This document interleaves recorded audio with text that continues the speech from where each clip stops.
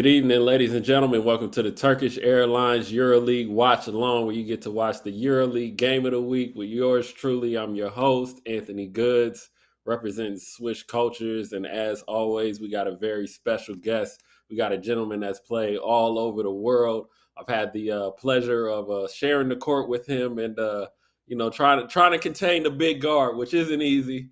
But, he's had some EuroLeague experience, so please give a nice EuroLeague welcome to my man, Marty Collins. Marty, what's good, bro? Good, man. Thanks for having me, man.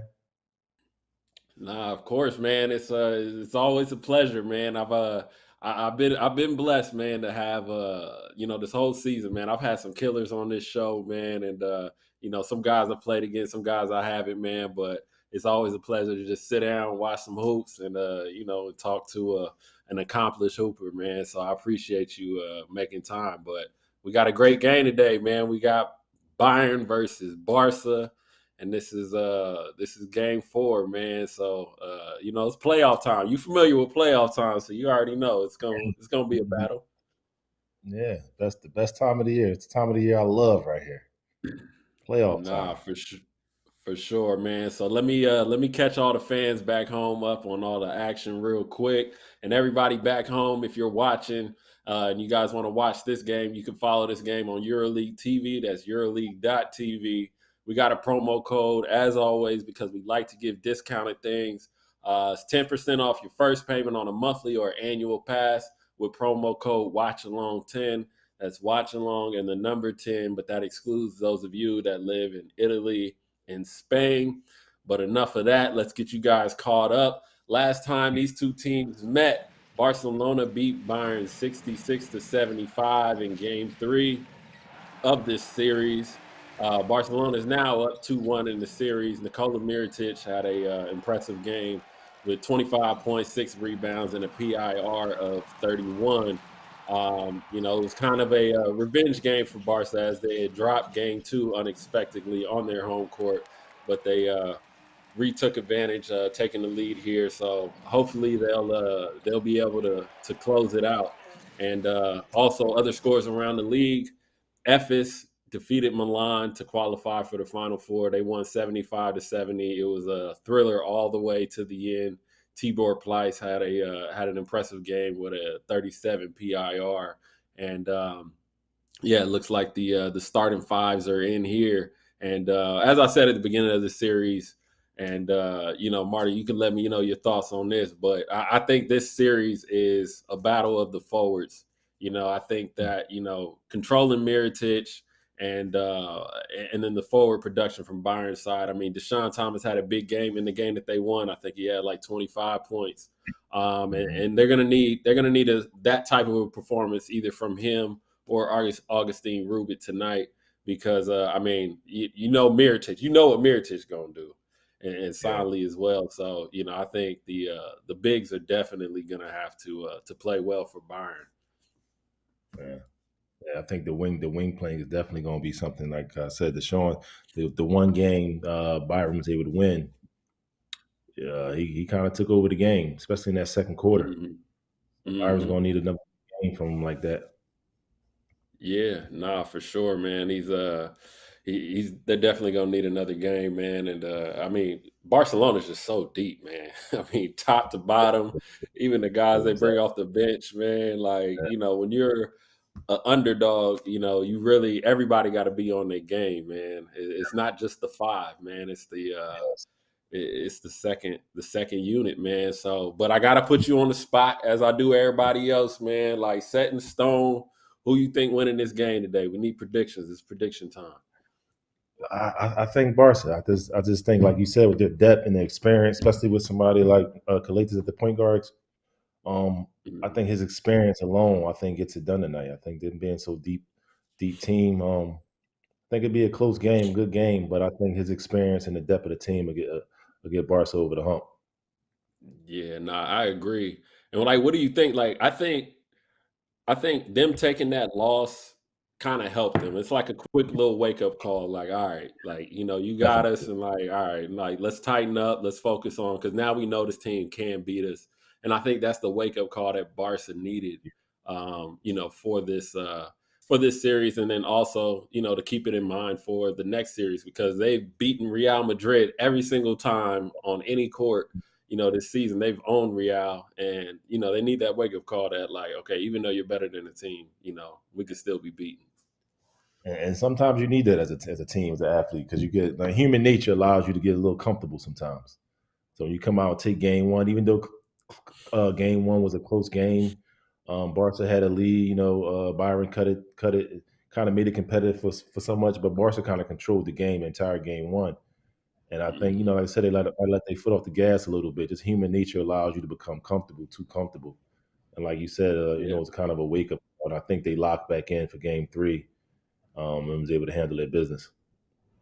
Yeah, nah, for sure, man. I think yeah, it's always tough, man, dealing with success, man. There's you know, it's a good thing because you develop a lot of good habits, but at the same time, it's super easy to get comfortable. But everybody back home, please leave your comments. You guys got questions for myself or Marty? We'll get to them. I see we got some Barcelona fans in there, Savo Popovic, and then we got a man, this is a tough name. Themistoklis Lapropolis. I apologize if I messed your name up. He says, Marty, my man, we love you in Piraeus. Let's go Olympiacos. So, you know, there we go. Nice. We got some Olympiacos love already, man. You got some Olympiacos love already, man. That was a great time there. I was only here for 6 months, but it was a really good experience. That was my first EuroLeague experience right there. Okay, yeah, we're gonna definitely talk about that, and as well. I mean, they're playing in about like 30 minutes. They'll be playing against Monaco in a closeout game. You think Olympiacos is gonna close that one out too? I think they will. I definitely think they will. You know, I'm definitely gonna be rooting for them. I always been that's one of the teams I always rooted for, even when I left. You know, sometimes you got a little hatred towards teams when you leave them, but that was one of the teams I kind of rooted for because they did me well my whole time there. And like I say, sometimes you always remember that first EuroLeague experience and that atmosphere, man. That atmosphere was amazing playing in there, you know. And then playing with some great players like Nolas and everything. It was great. Right. Yeah, nah, for sure, man. And was Bayern in the EuroLeague when you were there, or did you face them in a EuroCup? I played them in EuroLeague when I was in Poland.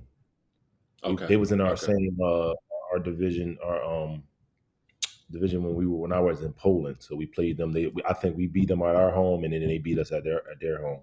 So I played them. I played them that year. 2000 Poland. So that was 2014-15, I think.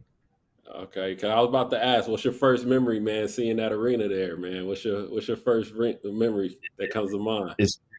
It's crazy because I think the one time I played there, I still was dealing with a calf injury, so I just was so upset that I couldn't play the way I wanted to play. So I remember that. But I just remember being loud and they came out with the energy. They came out with so much energy, and the crowd got behind them. So definitely a great atmosphere. Yeah, no, that's one thing as a hooper, man. I always tell guys, like, you're never 100%. You know what I mean? You're good enough to play. You're close to it, but you're never 100%. Something's always going to be like a little knick-knack or whatever, and you just learn to play through it and adjust your game, man. Yeah. Like I could do if it was an injury like a sprained ankle or something. That would I could deal with that. Like I could deal with it. With me, it was always strains. I always had strained hamstrings or strained calf. And those were a little different because it's like you make one quick move. You're scared to make a quick move or a stop and go because you just feel like it's gonna tear or strain you again. So those were a little tougher. They never was serious injury, but they was just tough to deal with because I couldn't play how I wanted to play. Right. Nah, I get that, man. And what about Barcelona, man? You got any? What's the first memory that comes to mind? I remember the first seeing the time Barcelona uniforms. First time we played when I got to Olympiacos, we played them, and I remember that. I think that might have been the first game, or no, first game was Fender, but that was one of the first games. Maybe the second game when I got to Olympiacos, and we played them. And I remember Navarro shooting the one-legged one-legger. I couldn't believe he did it. I remember that like vividly. Like I couldn't believe he pulled up off the one leg, and then later to learn like that that was his shot. Yeah, nah, he was definitely known for that, man. He was a special player, man. And you got a comment. SRef E6 says, Anthony, what's your predictions for Ephes? I think Ephes is going to. I think they're going to end up in the final. I think they'll get past Olympiacos in the semis, and they'll end up in the final against Barcelona. So we'll have like a nice little rematch. But the game has gotten underway. The tip-off is on. If you guys want to follow, head over to EuroLeague TV. And Barca's punching it in early, man, trying to take advantage of that size. Punching it into Sonley, man. I think Sonley's like he's one of the unsung heroes for Barcelona, man, because I mean he stretches the floor at the 5 position, and then when you don't have the size, I mean you could throw it into him in the post, man. And as we were talking about off air, just the way the game has changed, man. Like I mean there weren't many stretch 5s back in the day, but like now if you got one, man, it's like gold. And that's what gives Real Madrid problems is when they got Sonley on that floor and Tavares he can't be around the rim. It's a benefit. Pull them out that paint. Now guys are able to get in that paint without that shot blocker presence being in there. Mm-hmm. Nah, for sure, man. It's guys like that is always interesting because I feel like it's always those guys. Yeah, you have the scorers and the guys that's going to lead the team in scoring and so-called star players, but I think the teams that are good is those other players, man. Like I remember playing against those players like the Stefan Lasmies and the Kyle Hans of the world. Like them guys not going to give you 20 points, but they're going to do all the other things to help win basketball games. Nah, for sure, man. And we were actually talking about that on the last episode of the Watchalong, and then with Alec Peters, and we were just talking about the the stats that don't show up in the box score that impact winning, and something as little as Sonley being on the floor keeping Tavares away from the rim. You know what I'm saying? Like just little things like that, man. Yeah, it's not going to show up in the stats, but just that little thing can affect the whole game, whole series. Because now coach has to make an adjustment. If I'm going to pull him out the game because he can't get out, like now you got to make adjustments as far as lineup adjustments, and it's not going to show up in the stat sheet, but that's something small that can really deter a series. Yeah, nah, for sure, man. And I think it's it's important for I think Barcelona to come out and take control of this game early. As Weiler Bab hits a 3-pointer there, I think it's important for them to take control early, man. You don't want to get the crowd into it and kind of let Bayern kind of get a run in the fourth quarter, based off of energy. So exactly, and hopefully kind of take the momentum away from them early because it's like the pressure's on Bayern right now. So if Barca come out and get an early lead, kind of deflate them a little bit early, have them second guessing themselves.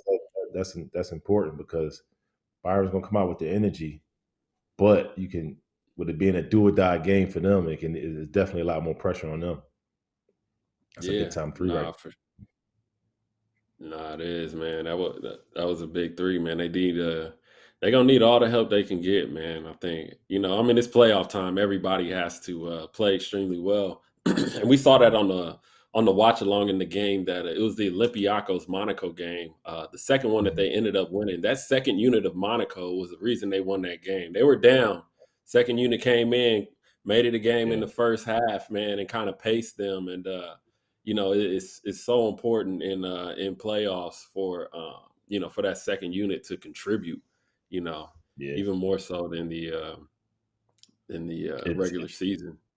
Yes, it's funny because the series I played at Olympiacos when we played Madrid, playing in that series, that was my job in that series. I came in and I was going to be all over Rudy, foul him, hack him, get him, anything to get him.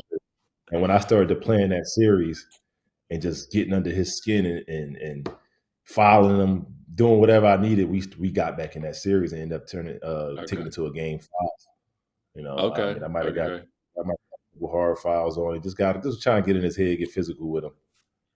Right. Right. So how was that like?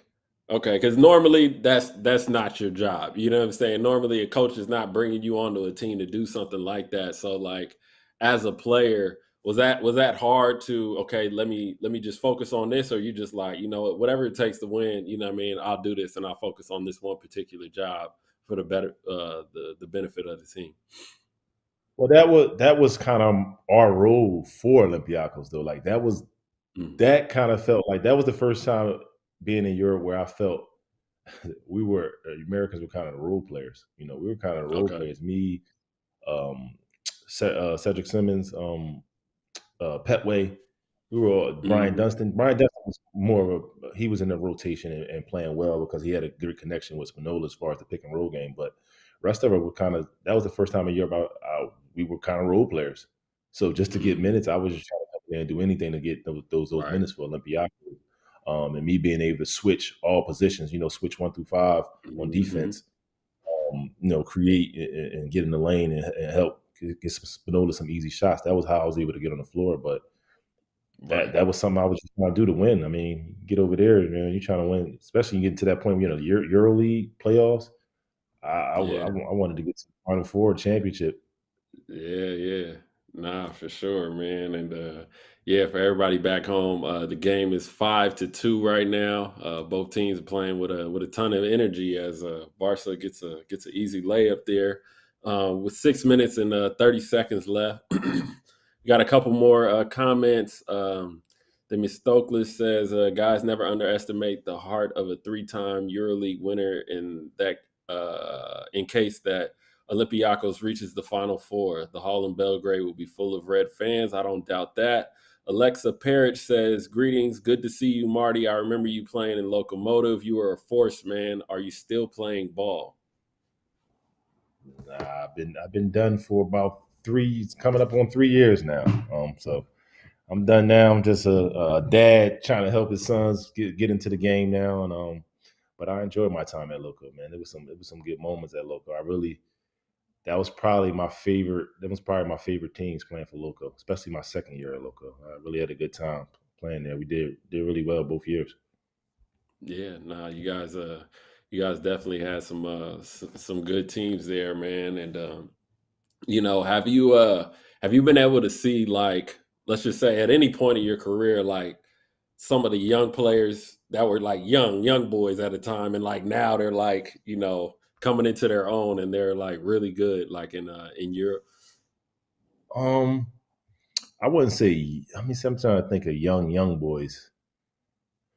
Um, I wouldn't. I don't know about young because I don't know the age difference of how much older I were Mhm. to some of these guys, but some players just in general I see came into their own. Like I remember playing against like Eric McCullough, like his first time when I was in Mhm. Olympiacos, and he was on a smaller club in Greece, and Yeah. we were winning the games easy, but he was destroying us.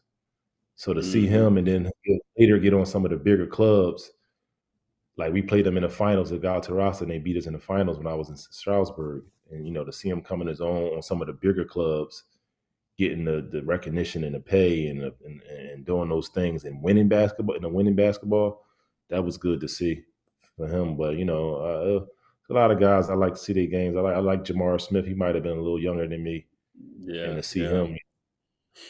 him start to play well and play on some of the bigger clubs, that was always good to see because I always liked his game as well. Yeah. Nah, Jamar was he was tough. He won the EuroCup MVP last year, but yeah, we got a tie game 7-7 here. Both teams are competing, and as we do always, we have a player head-to-head matchup.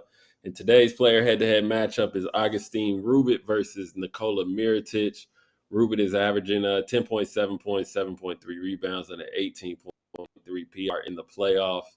That is the highest PIR on Bayern's roster. And Miritich is averaging 17.4 with the 17 PIR in the playoffs, much as we expected from Miritich. So let's see how both of these players will impact the game moving forward. But yeah, I like Augustine Ruben, man. He's a tough player, man. He's one of those undersized guys, man, that can kind of just get it done on the block, step you out, drive you. Um, And again, he's one of those forwards I think that I think is going to need to play well in this series, man. Because I think also playing well offensively, like yeah, your team needs points, but you got to keep Miratich active. You know what I mean? You got to Yes, get into his legs somehow. You know what I mean? And you got to keep him yes. occupied on the defensive end, and pick up a couple fouls.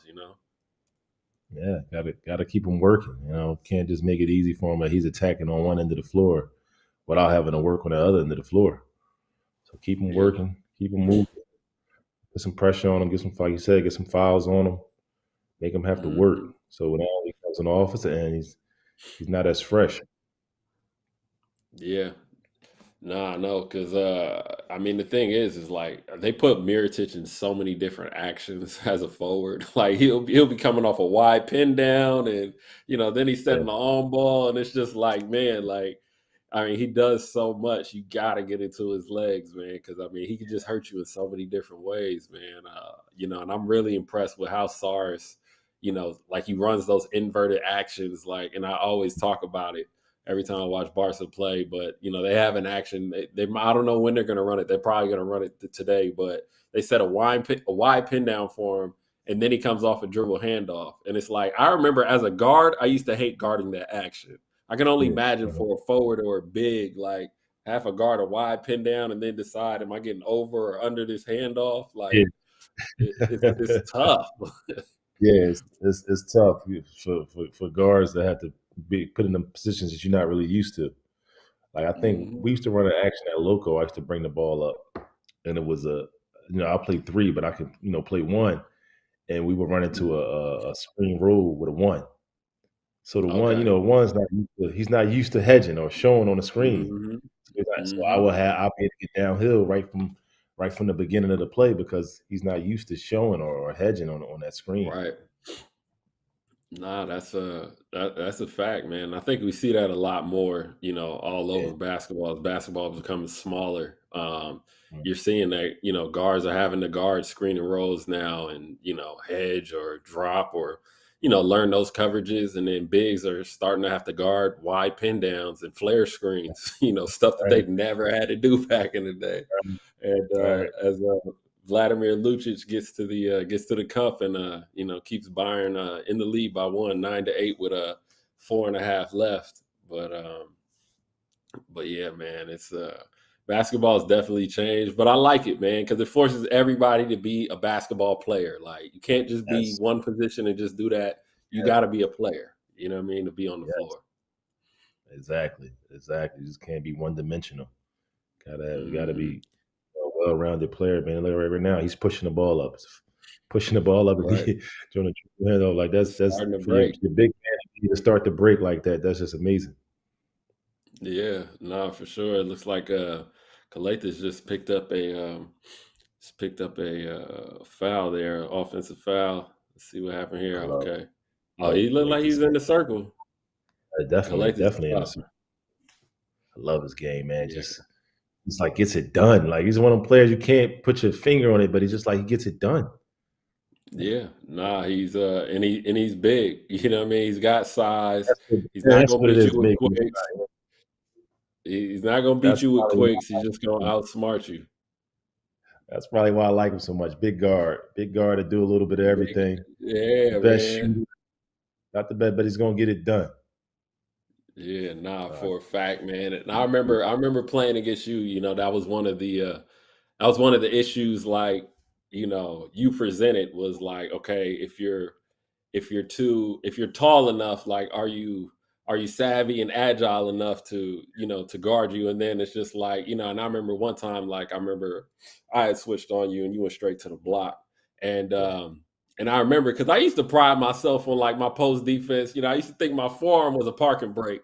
You know what I mean? yeah, And I remember, I don't know if it was a foul or something, but I remember like, yo, he heavy. Like, yeah. he heavy. But And, it was and just one of those things. You what you present said multiple was key. problems. Yeah, what you said was key, and I think once coaches learned that about me because it was hard. It was like, all right, is he really a one? When I first came to Europe, was he really a one? He doesn't shoot the three ball well at the plate two. That's before when twos coming off staggers and pin downs, Mhm. and he just was a two that had to be able to shoot. and it was kind of hard to figure out what I can do. Europe is not really ISO heavy. And that's what I did at Temple, a lot of ISO ball, creating, getting in the lane. And I think once I found my niche in Europe, as far as being like a point forward, we're gonna play him at the 3, but somebody small on him or his size, we're gonna post him. Somebody's a little bigger or slower, we could put him on the perimeter, put him in pick and rolls, break that guy down. I think once coaches start figuring that out for me, that's when I started to have some success, because it was like you said, like if you was a bigger guy that wasn't agile enough to deal with a few moves before I get to the basket, then I was going to get right by you, or be able to get to my spot to pull up. And if you were smaller, I'm going straight to the block. Going straight to the block, or I'm driving to try to get to my spin move to get to a little pull up in the lane or something. And that's kind of how I built my niche, being a bigger guard. Yeah, and I think another thing too is just your ability to pass the ball. You know what I'm saying? I think was huge. You know what I'm saying? Because it wasn't even it wasn't even so much like, okay, he's on the post, he's going to give us 20 points on the block, but it's just like you really can't help. You know what I'm saying? He's gonna be able to make the pass, so the help is a little hesitant to come, and I think that and then as well, just being able to play pick and roll, man. I think that is what definitely made you dangerous. But yeah, we got this is only the second postseason for Bayern and for any German team, and they played in a sold out arena, which we have a clip from to show. That's crazy. This is only the second postseason for them. I didn't You realize just said that. that. I'm like, wow, I can't even believe it. That's wow. Yeah, nah. So I mean, this series is it's pretty huge for Germany in general. As this is a kind of uncharted territory for them, but they're playing well right now. They're up 13-10. We got a little under 3 minutes left as Delahunter's at the free throw line, making it a 4-point lead. But This is big for them to have an early lead. To kind of take the pressure off themselves. Now they could build upon this lead to take a little pressure off of them. Yeah, nah, because it's funny because you just, sometimes, especially in these high pressure games, everybody's a little amped up, like, okay, let's just relax. And everybody just finally just realize it's just another basketball game. Let's just play our game and see what happens. But yeah. You build a little lead. Then I think it's also great for coaches when you build that early lead, because they'll continue to trust the system. It's like once you get down in pressure type of games, then guys start taking on hero ball. Let me try to get let me do this, let me do this. When you get that early lead in these pressure type games like this, the coach can continue to coach, and you'll continue to trust the system, because you have that early lead now. Byron gets down early, you never know what will happen, because now guys I got to take it upon myself. Let me try to get it going. Let me try to make a play. And that's when bad things start to happen sometimes. Nah, for sure, man. And how important it is every possession in the playoffs, and you're really a couple bad possessions in a row away from like losing the game, essentially. You know what I'm saying? Because the other team could just start going on a run that you can never like really come back from. Like, it's that's what it comes down to playoff basketball, man. A few possessions. It just made me think of the game 2 of the Nets and Celtics. Nets up 3. They let Celtics score a quick basket. Jaylen Brown gets a quick basket. And within 5 seconds, now they're down 1. A bad possession offensively for the Nets. And then now you lose the game at the buzzer. Like, it's just, the difference in possessions.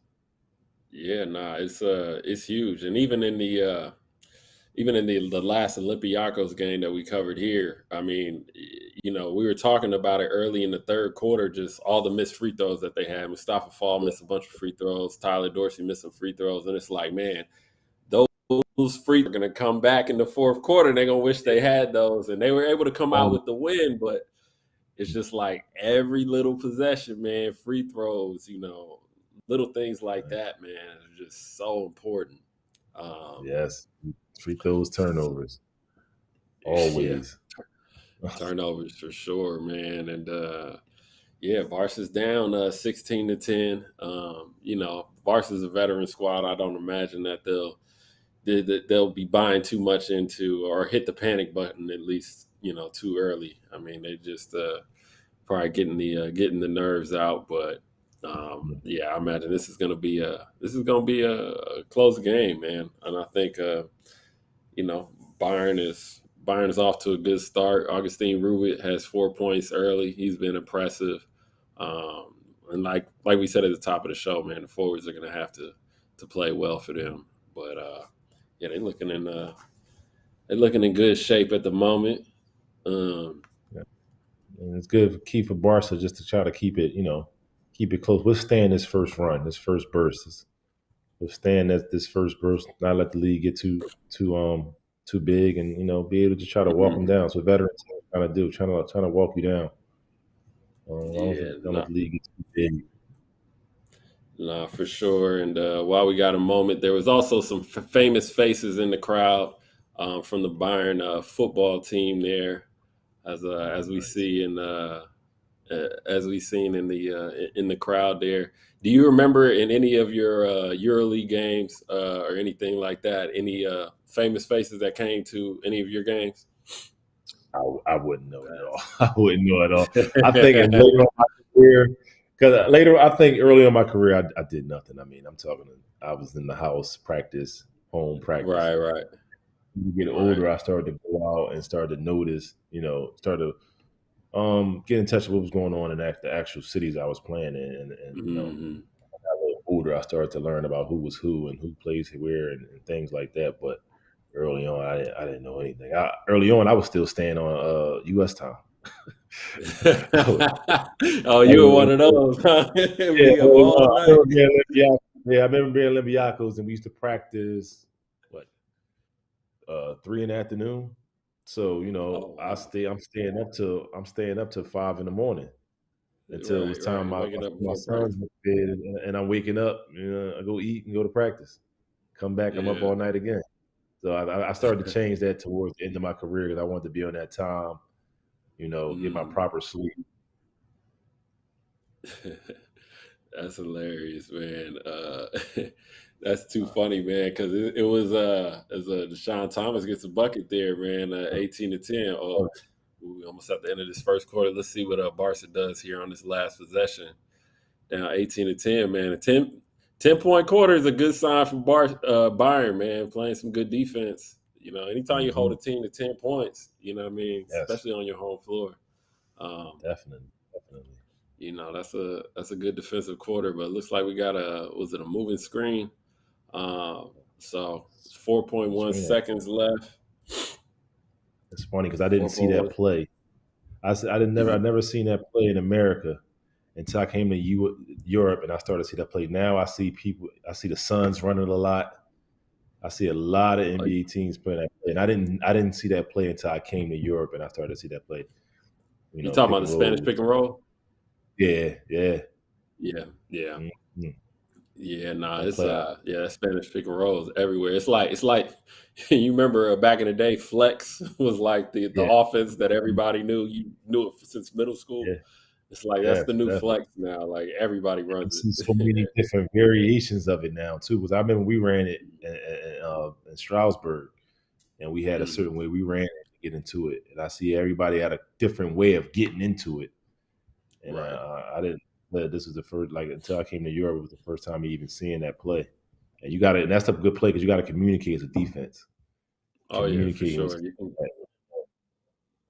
for sure. And that is the end of the first quarter, ladies and gentlemen. Bayern Munich is up with a score of 18-12. Barcelona is definitely off to a slow start, but yeah, we're gonna see what happens in the second quarter. But we're right in the middle of playoffs, and things are starting to take shape as we take a look at the playoff bracket now. Madrid was the first team to make it to the Final Four as they swept the series 3-0 against Maccabi. And then Efes took the fourth game of the series to secure their spot in the Final Four as they won their series 3-1 against Milan. Olympiacos is now one game ahead of Monaco. And, as they look to close out the series today, But we'll see. So who you think is going to I mean, we got three answers to the well, no, we got two answers to the quiz. Who's going to be the final two teams in the final four? Who do you anticipate being the final two teams in the final four? I'm gonna go Barca and of course Olympiacos. I think just they Okay. been higher seeds all year long. Um, it takes a lot for a lower team to be able to get these. You got to pretty much do everything right to beat these type of Mm, these caliber. And yeah. it's difficult. So I definitely have to get an edge to the higher seeded teams, Olympiacos and Barcelona, just because of experience and being here Mhm. before, knowing what it takes to get to the Final Four. So you got to get an edge to those two teams. Yeah, for sure, man. I think I got it the same right now. And the Olympiacos game is going on right now. Olympiacos is now up 15-11 early in the first quarter, and it looks like they got a special guest in attendance today as we see Kevin Durant making his way in the building. Um, This is in as Monaco. Huh? yeah, this is in Monaco, man. Hey, it's Yes, easy. man. It's easy to think. It's easy to think he's just there on vacation to visit Mike Yeah, James, but I mean, Monaco's not a bad place to be in the off season. It's definitely not a beautiful. bad place to be. Beautiful. You know, it's a nice excuse to go visit a friend. So, Yeah. hopefully he's there enjoying the game. Mm. Um, Man, we got some comments in it saying final match Real Madrid versus Efes. Okay, so he has Real beating Barca finally. And Rokas, if you're looking to watch the game, you could head over to EuroLeague TV. That's EuroLeague.tv. We got a promo code for 10% off your first payment on a monthly or annual pass. Watchalong 10. That's Watchalong the number 10. And then I can't read Russian, so I can't read your name, but you saying go Barca, and I see a Efes fan in here as well, and a Bursaspor fan. Yeah, they're doing well. They're headed to the Final Four of EuroCup, so good luck to them. But the second quarter is underway. 20-12, 9 minutes left as Brandon Davies gets fouled on the block, and he's heading to the free throw line. Davies is tough, man. I wish Davies got more touches, man. Like I think he's super tough on the block, man. He's more of a traditional big, but he's Mhm. nice down there, man. He's Yeah. I I wish just he could remember get more touches. the last year in Zalgiris where he played so well to even be able to get the Barca. Like he had an incredible year Yeah. to get here. Oh yeah. Oh yeah. He was really good that year, man. Man, he's had a really good career, man, and I'm glad to see him down here in Barca, man. And I think this year is going to be Barca's revenge year. I think they're going to get to the Mhm. finals. I think they're going to be playing Ephes, little Mhm. rematch of last year, and I think this year they're gonna come away with the win. Because I feel like last year I thought Ephes was the better team last year, but Barca was a little banged up. Calathes got hurt in the semis, and this year I think they're a little more well rounded. You got Exum's been playing well off the bench. He's a long and capable defender, and you got the young boys and Jokubaitis and Laprovitola. So I think they have enough guard play to keep it interesting when Calathes is off the floor. And I think that'll help them. But Bayern keeps rolling, man. They up 22-12. Wasn't It's a expecting this. great start. It's a great start as a coach. Is the start you want, especially in a closeout game right here. Great Oh, for start. sure, man. For sure. And and they just got Ooh, they just another got two foul. fouls. They going right into Davies. They going right into Davies. Yo, as a player, it is disrespectful, but it's also annoying as they keep targeting Gavin Schilling here.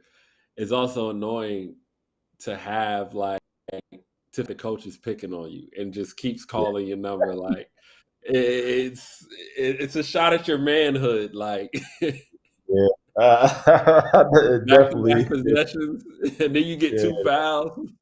Oh, that's definitely a man. I couldn't imagine, man.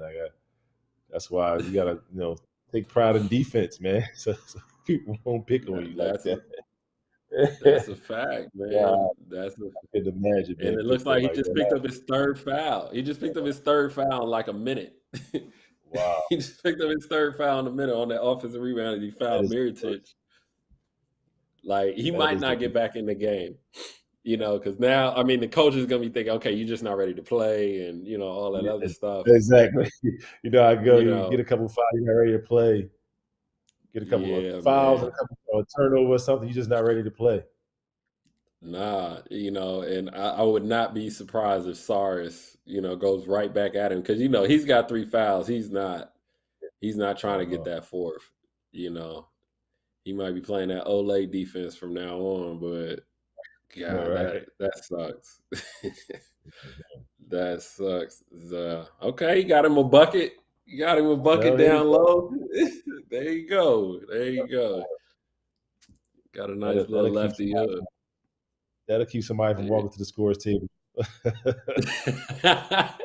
Yeah, that's what the coach calling me like, hold on. Give him a Yeah, hold minute. on, Give hold him on. a minute. Yo, have you ever been that type? Like, you see the sub coming for you, like, all right, I'm getting this next shot off though. Yo, I did it. Listen, I posted it on my Instagram maybe a year or two ago, and I literally was Olympiacos. We're in the playoffs in the Greek league, and I seen a guy he's getting up, coming to get me. I knew it. I looked over, and as I looked over, I said, I know you're getting me. I just crossed over, went to the basket, and just dunked it. Like I was like, man, I'm getting me something off before I come out this game. I did it. I saw him, and as soon as I saw, I just rejected the screen, went baseline. Like, You and knew it's it. funny, Spinola's is on the baseline. I'm pretty much dunking over Okay. Spinola's. The play is for him to like maybe do a zipper screen up. As soon as I Okay, looked okay, over, okay. I didn't even wait for the zipper screen. I just rejected the screen, went baseline, and just took off and dunked it. I'm like, hey man, maybe that'll buy me an extra couple minutes in the game. Nah, man, that is that's hilarious, man. We definitely have all had those moments, man. But we got a quick replay of that Hunter block from the first quarter from Othello Hunter. You gonna get it started? Okay, well maybe we'll get to it in a minute, but having a little difficulties as Deshaun Thomas hits the 3-pointer, man, keeping Byron alive, 27-17. Yeah, He Deshaun one of them Thomas guys. is He was rolling. yeah, he's He important, one of them man, guys. He's and a couple shots fall, he'll get it rolling. for sure, for sure. Yeah, he's definitely gonna be a key player for them, man. Be able to stretch the floor, and he's scoring the block. It's funny, man. I'll be talking to DT, man, and Deshaun Thomas. He's one of those players, and Vasily Micic is the same one. But it's like Micic is going right, Deshaun Thomas is going left, but you can't stop it. Yeah. You know what I'm saying? It's like what they're gonna do. But certain players are like that. Like what they're gonna do, but they've been doing it their whole life. You're not gonna stop it. Yes, that was Keith Langford. You know what Keith Langford was doing. You know where he was going. Right. You couldn't stop it, man. Like you couldn't. Langford was one of them guys. You just couldn't stop it. Yeah, man. It's that's hilarious. But I think we got that Hunter block, the block from Othello Hunter here. Um, they're gonna need a lot of those efforts, man. Protecting the rim. Rim protection is key in the playoffs, man. You gotta have rim protection. And as it looks like they're reviewing a foul call here. But yeah, man, Keith Langford was a heck of a player, man. Is a heck of a We, player. So we were calling the Europe James Harden, where he was getting to the breaking you down, getting to that step back. Like hmm yeah, we had some battles with Loco and Unix some years, but we would call him yeah. the Europe James Harden. Like he was getting his bag, start patting it, start stepping back on Yeah. you. Yeah, Tough nah, matchup. he was he was tough, man. He was definitely tough, but it looks like it's Byron's ball on the side out, 27-17 here in the second quarter. It looks like Miratich just got to 1,000 rebounds. Oh Um, wow, nice. Yeah, man. We keep track of a lot about these milestones, man, and I think they're important, man, because it really shows, your stamp on EuroLeague history and your career. You know what I'm saying? It's not something I think you think about so much while you're playing, but So yeah, at the end of your career, you look back and you like, it proves like, okay, I was on the floor and I was a factor. You know what I mean? I accrued yes, this much of whatever. Those yeah, little milestones are important, man. yeah, Looking back on a career. yeah. And I do that with the EuroCup because I had some great seasons in EuroCup. And Hmm. I think my last season we played the BCL, and I just wanted to play Euro because I felt like if I had another year Euro Cup, I could start passing some milestones in the Okay. Euro Cup Yeah. because I played about a good 4 or 5 seasons Euro Cup, and I think if I wanted to play that last season just to try to like move up in some of the charts on some of the Euro Cup stats Hmm. because I made first team a couple times. So I wanted to play EuroCup that last year again. That was another thing about Yeah. Strasbourg that last year. I wasn't too fond of the BCL league. I didn't like Okay. the ball. I didn't like anything. I didn't like the ball. Yeah. Nah. I mean, it's important. I mean, and everybody has like different goals, man. And I think that just being able to have like you said, like the different milestones, man, I think is, important, you know what I mean? Because at the end of your career, only thing you take home with you are your memories and whatever's left Yes, in the bank. that's That's it. about it, man. That's all you're No, gonna have from your mm-hmm. from your career, man. But let me tap in with some of these comments real quick. Ray says Shane Larkin for MVP. Okay, can't argue with that. He's a candidate. Ray also says Barca, Bayern is a team that's well trained and disciplined. Yeah, they're playing well trained and disciplined today. Trinchetti, he's got them ready, and they're playing good defensively. Shane's he's one of them guys I didn't experience to play against because he was a little after me, but he's one of them guys Hmm. I noticed once when he came back from the NBA and came into Europe to see how he was able to play because it's not always easy to come to Europe and be able to you know score the way he's scoring, be able Hmm. to take and make the tough shots he's making in the EuroLeague games, and I think for him to be able to come back from the NBA and adjust but still kind of play his game and score the way he's scoring, man, it's tough. Like he's one of the Yeah, guys when I see him play, I'm like, wow, he's you don't see that often with guys on the top teams. Usually, guys on bad teams, he's averaging 20 yeah, points and taking a bunch of bad yeah, shots. But guys like Shane and Mike James, for them to be able to score like that and their team is still winning and competing at the highest level with some of these other teams, man, it's a great thing to see. yeah. Nah, for sure, man. Yeah, it's a testament to, again, like we talked about earlier, like just being a basketball player. You know what I mean? Mhm. And being able to adjust to different styles, because and we talked about it a lot here. There's just a difference in styles between the NBA and Europe. But real quick, while we got a break in action, let's jump to Nicola Miratich as he was on fire last game, and he couldn't miss. 25 points, 6 rebounds. He had a great PIR. Miritich was a problem, man, and he's definitely one of those players, man, that can change a series for you, and you have to game plan an entire series around him. And that's today. He's 6 points, 5 rebounds already early. Yeah, He's tough, man, and I don't think I don't think he gets enough credit for his toughness. I think we yeah. talk about his skill, but like, Hmm. he's switching down on guards, he's pushing them, he's pushing bigs, he's getting offensive rebounds. Like, he's not the buffest guy. He sets hard screens.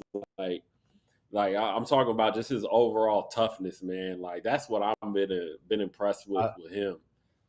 I think I've been impressed with a lot of European players like that because I think Draymond Green said something about Jokic yesterday, and he said usually when you're that skilled, you're not tough. So when you just say that Hmm. about marriage, it's like I felt the same way when playing against him. Like he's not going to back down. And there's a lot of these players, they're very skilled, and most times you think, oh, he's skilled, he might be a little soft, but for these guys to be competing and banging and not backing down, you run across those type of guys, that's when you know that he's serious, man. It's serious. Like he's that skilled, and he's not backing down. He's playing tough. I respect it. Yeah, nah, for sure, man. It's definitely something to respect, man. And I've always enjoyed watching, Miratich, play for that reason, man. Because you'll get the skill, but then you'll also get, the toughness. And it's like it's easy to be a tough guy when you're buffeting everybody on the court and all that other stuff. But like, he's like a testament to a guy that's like, he's not super buff. He's not the strongest guy on the court, but he's gonna play tough and he's not gonna back down. And he's gonna make the dirty plays and get the rebounds and things that a lot of guys don't want to do.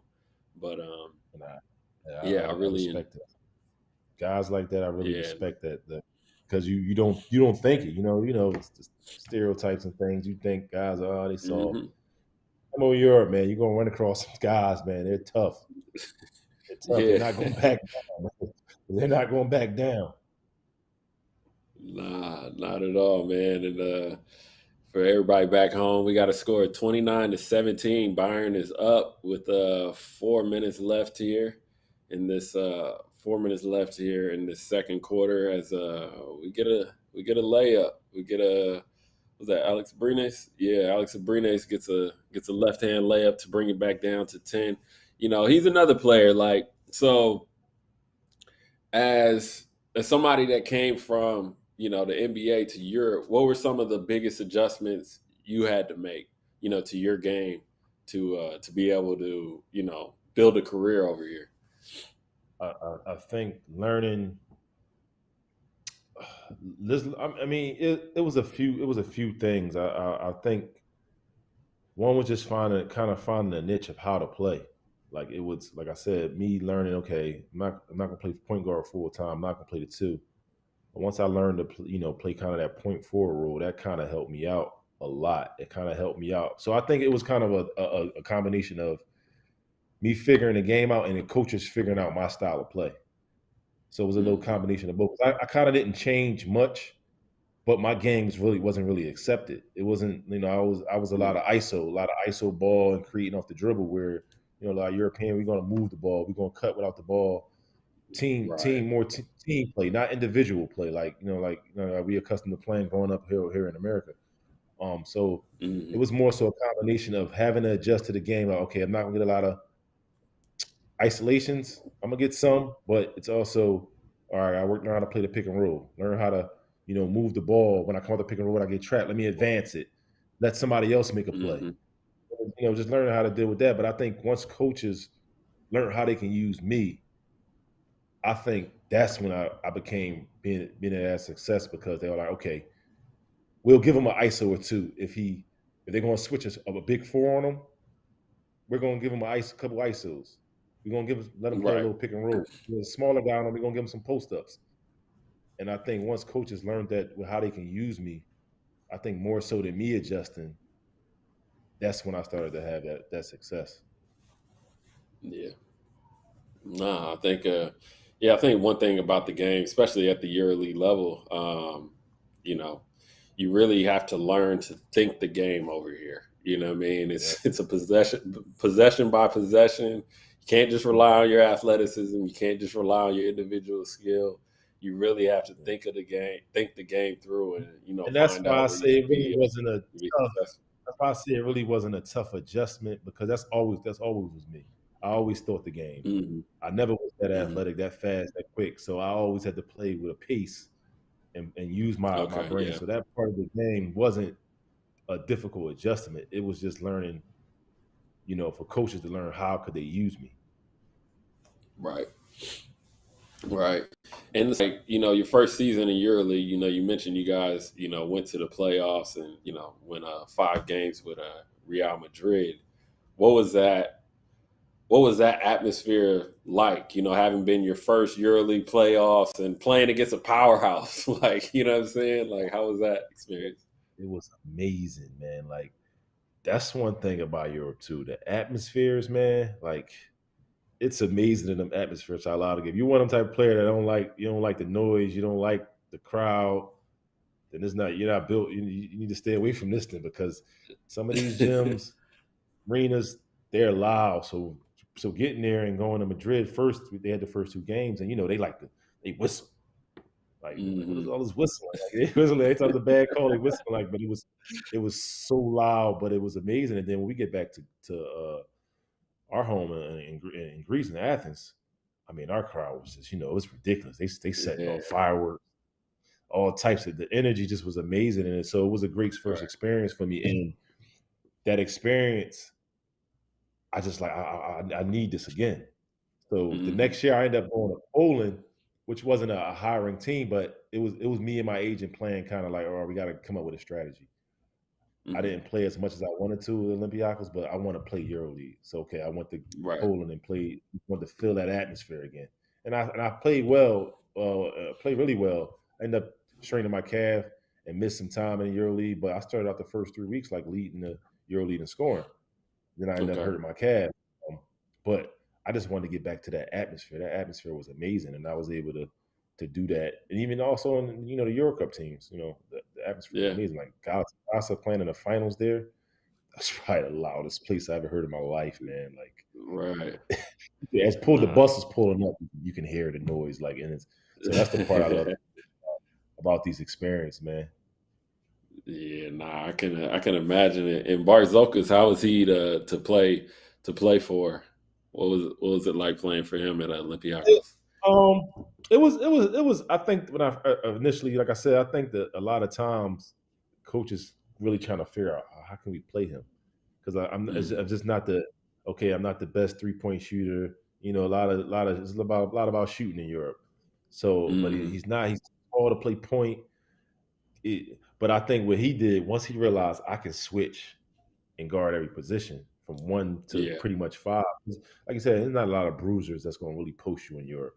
Right. So I can Right. switch to five, and the guy's not going to just back me down and just give me buckets. So I can hold my own even against five. So once he realized I could switch on fives, that's when me and he started to see a lot of things. But I think a lot of it, me and him had a good, cool relationship.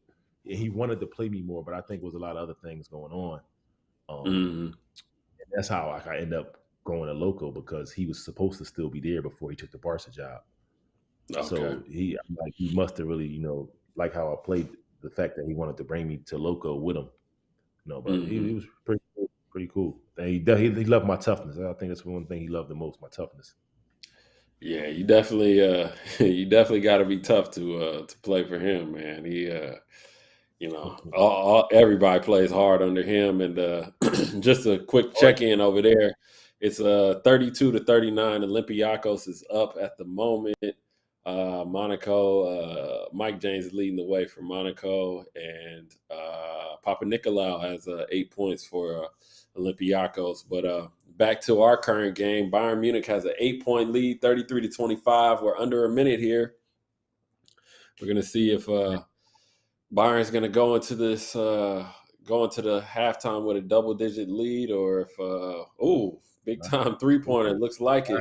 Yarmouth hits a three to put them up 36-25 with 40 seconds left. Let's see if that was tough. That was yeah, tough. no, that's a big three, man. Like Bayern's getting a lot of confidence, man, especially heading into halftime if they can keep it up here. And as Calathis misses a three, and it looks like Bayern's going to have the last shot here with under 20 seconds left. Man, they get a bucket here, man. This will be huge. Huge. Yeah, this will be big for them. Let's see what they We're on an see what they ISO get ball. going. Pull up. Okay. Nothing going on the other end. Get it off. And that is it. That's the end of the first half, ladies and gentlemen. And we have a score of 36-25. Bayern Munich is up on Barcelona, hoping to force a game 5. But we'll see as we have a whole another half to play. But at the moment, it is halftime, and we got some halftime entertainment lined up for you guys. So let's check that out, and we'll be back in a minute. It's our time to go claim what we've been chasing and win a championship.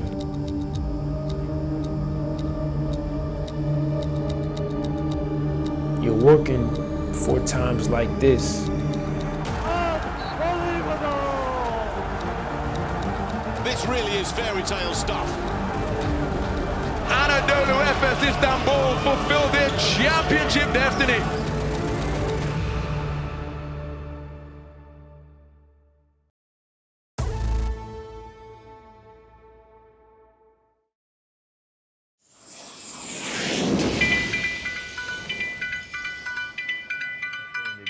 They did a camp with Real Madrid, and really? they love Interesting, it. Huh? Mm-hmm. My brother. Yeah. Oh, I never thought I would see you here, man. The Strazel inside, Antetokounmpo with the throwdown. Two of the youngsters, two of the future prospects for Asvel, showing that the future is now. Tony Parker is like the role model for me. I remember one thing that he said, when you're telling to somebody what's your dream, if he doesn't answer that you're crazy, it's maybe you don't dream big enough. Once I decided to buy a team, I wanted to help the youth. I just wanted to give back to my country, give back to the young generation, you know, and create an opportunity for those kids to have a platform just to succeed. And they're ready to attack life and just be happy. That's the main thing that I wanted to accomplish. You have everything here. You have 3 nice gyms. You can come whenever you want. You can practice. So I feel like it's really an academy made for just to pursue your goals and everything. So there's everything you need, really. Petrusov wants to go one-on-one against Davies. He goes up and he gets the and one. I just think if you're a young guy, you just find a place where you will play professional. Well, shouldn't just find a place and a team that will let you play like a lot of minutes and let you show what you can do. Well, then you'll be, you know, whenever the time is, you'll be ready, you know, to get to the next level. Billy in the academy. How's everything? Good, man. Good, eh? Good. I was just talking about my kids.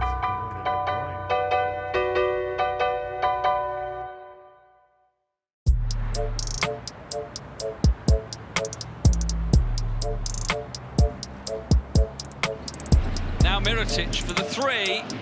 Nicola Miratich, he's been the main man throughout. He waves to the crowd. They roar in return. Nicola Miratich showing that he is the man for Barcelona. Me personally, I think I've been playing probably the best level so far in my EuroLeague career. I'm feeling very confident, not just shooting, playing inside, you know, playing different, playing the way I wanted. So I'm very, very happy. Leading FC Barcelona in points and rebounds, and with career-high field goal percentages, Nicola Miratich is having another standout season for the league leaders. Coach trusts me a lot inside. He's giving me a lot of balls inside, you know, because a lot of teams also they switch with me because of the way I'm shooting, and so I go inside. And I know I've been punishing very good this year, my opponents, but also shooting great from three-point line. He's very important. He's one of our main players, obviously somebody we must lean on in the tough moments. One of the best, if not the best players in Europe. He's developing into that consistent, reliable MVP type candidate where he's just playing unbelievable. Not only is shooting threes, but he can go in the post. He can, you know, just create so many different advantages all over the court. So having him on the court is a big difference for us, and I think everybody knows that.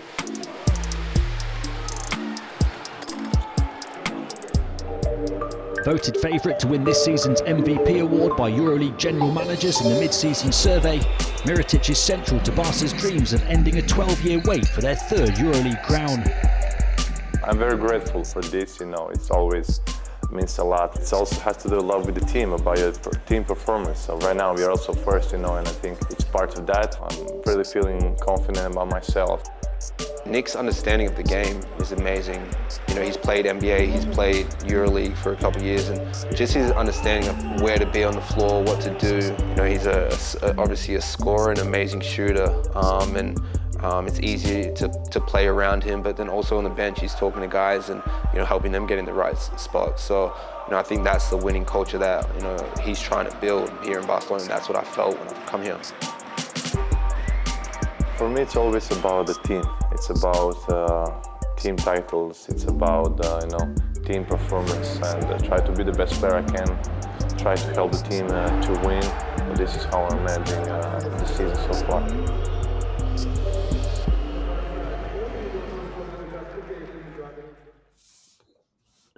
And we're back after that nice feature with Nicola Miratich, and he's probably the leader right now in contention for the MVP award this season.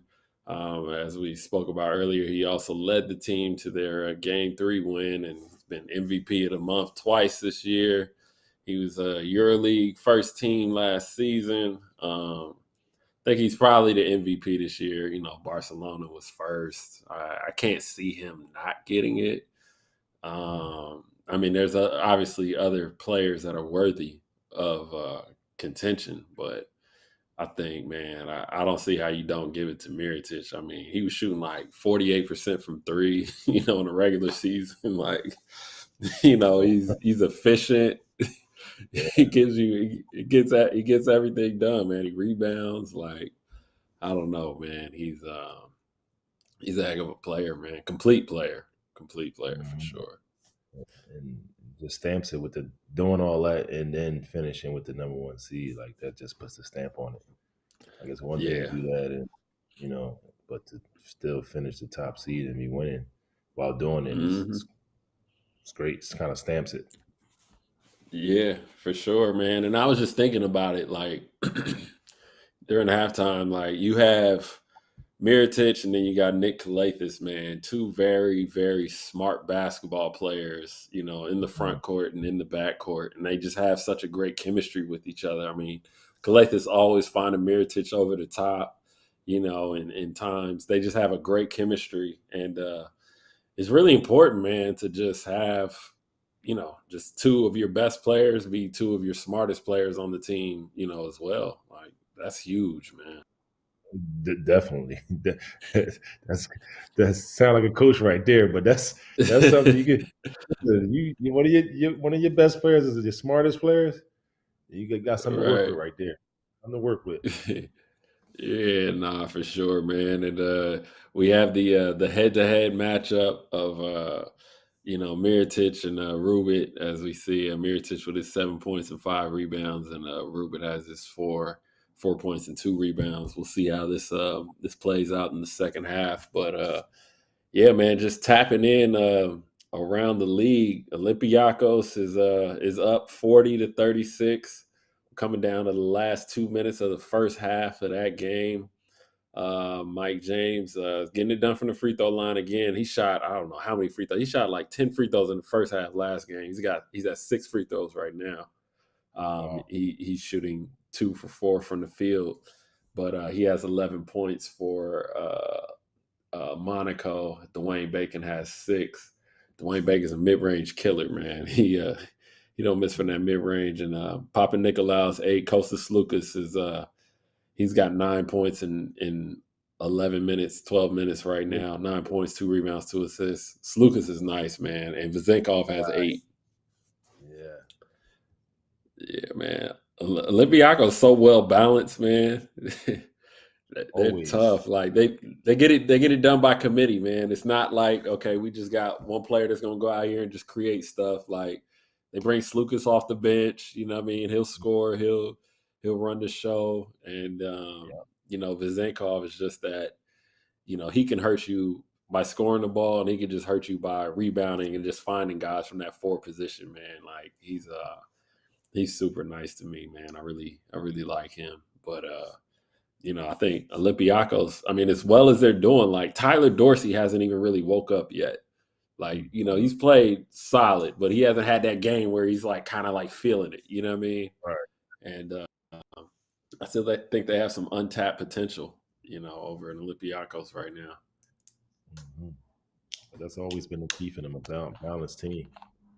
Like, it's always been a thing. Have a whole balance. The culture of their ability to, you know, play tough defense, and they're going to be balanced. You know, I think that's the thing. Yeah. First time Lucas was there originally. I think that's what when he originally left. I think it's because he wanted just a bigger role. Now to see him back there coming up still, you realize, you know, sometimes you have to go through that. You realize, okay, I can still get it done coming off the bench, and we can still win. You know, Right. so I think it lies. But yeah, you know, sometimes you got to get that moment where you want to be a little selfish and want to to that. See if I could be a starter. See if I can, you know, be that guy that can lead the team all the way. And I think he did a good job. You want to increase your value in the market too. You know what I mean? It's like, you know, if he could always be that, you know, that guy behind Spanoulis, or he can go somewhere, establish himself as another European star, and then he can come back and like, okay, yeah, I'll still come off the bench and play my 24 minutes and still have, you know, still have the role that I want. You know what I mean? But you know, it's something we, you know, as players, man, you always got to worry about your value. You know what I'm saying? You always got to think ahead to the next gig. Yeah. And now that he's probably a little older, probably made the money now, it's probably a lot easier to deal with, because those times when I was there, it was a struggle at times, because he'll be playing really well, but when it's the end of the game, we know who's in the game, who's getting the ball. Yeah, Bill. You know, Kill Bill, man. That was something like with him, man. I couldn't. Guy could be having a terrible game. Could be 2 for 12, 5 turnovers, and it's like when the last 2-3 minutes of the game came, it was like you could wipe away everything he did. You know he's going to show up that last couple minutes, man. I'm like I'm like, yo, how? It was every time. It was like if the game was close, man. Sometimes we got our asses kicked, and it was. From the beginning, nothing you could do about it. But if the game was close, he could be having a terrible game in that last 3 minutes. He go big shot, big pass, big shot. It's like, wow, like every time I couldn't believe it. Yeah, nah, it's funny, man. I always look at, like, you know, players like him. Even Slukas has been that way, especially this year, and you know, Sergio Yul, you know, those type of guys, they live for those big moments. And like, you know, even, you know, Sergio at his age now, like he could be playing terrible. And we had a watch-along game that ended up going to overtime. Sergio wasn't doing anything until overtime came, and he took over the game, and then they ended up winning. And it was funny because we were on the watch-along. I'm like, look, Sergio about to start playing this hero ball. It's either going to go really well or really bad. And he came through for them, you know what I mean? And it's like those guys, man, they just live for those moments, man. And they built careers off of it. And it's like, you know what's going to happen. You know that big shot is coming. Yeah. I remember we playing Panathinaikos, and he was playing a terrible game, Spanolis, and crowd was I never seen crowd was booing him everything. Like, it was bad to the point that Spanolis was coming to the bench like really mad the fans were booing him. Like, he couldn't believe it. Like, so he was like ticked off, mad. Like it was like the last regular season game too of the season, and he was like ticked off, was mad. He get him the little side step 3 game from the hash mark. Couldn't believe it. And now he's like, yeah, keep booing. Like he was ticked off. Like, I'm a champion, like really champion. You guys are booing me. Right. He couldn't believe it. He hit the game winner from like the hash mark. I'm just like, yo, I couldn't believe it. Like, yo, he was playing still had confidence in yourself to take that shot when you've been playing bad so well. That you have to be strong, really strong mentally to be able to do that, man. And a lot of players don't have that. Yeah, nah, for sure, man. I think it's it's tough, but that's what makes certain players great, is that confidence, that level of confidence that it doesn't matter how bad things going, I know who I am. You know what I mean? Yeah. And I feel like every player has to think that they're better than they are. You know what I mean? Or you wouldn't be playing this game, you know, or you'll underachieve your whole life. You have to know that you have to think that you're better than you are. And real quick, yes, the game is live on EuroLeague TV. You can head over to EuroLeague.tv. And then we got another comment saying, let's go Bayern. Okay, we got some Bayern fans in here now. So nice to show up at halftime, up 11. Nice of y'all to show up, man. I ain't seen y'all this whole time, but welcome to the party. Welcome to the party. Let's go Bayern. It's hilarious. Great defensive half by Bayern. Great defensive half. The whole team like this, 25 points, That's a great 27 job. points, man. Coach Yeah, you hold a team to Augustine. 27 points. Yeah, man. I'm interested to see what what adjustments Barcelona makes here in the first half. See, they're starting with Exum as they go over the top to Lucius for the dunk early. It's a great way to start the half. A great way to start the half. 38-25, 13-point lead. Hey, I like Lucic, man. They just re-signed him in the middle of this season. I think for like 3 more years. He got they dropped a bag on him, but he's good, man. He's another kid, man. He's tough. He's long. He's athletic. Does a little bit of everything, man.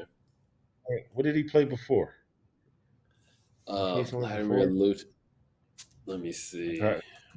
Looks like I'm looking like I played. Like I just don't. He might have been younger. Okay, so Lucic played at Partizan Valencia, and then he's been at Bayern since 2016. And when was Partizan? He was in Partizan 2008 to 2013. And where Valencia when?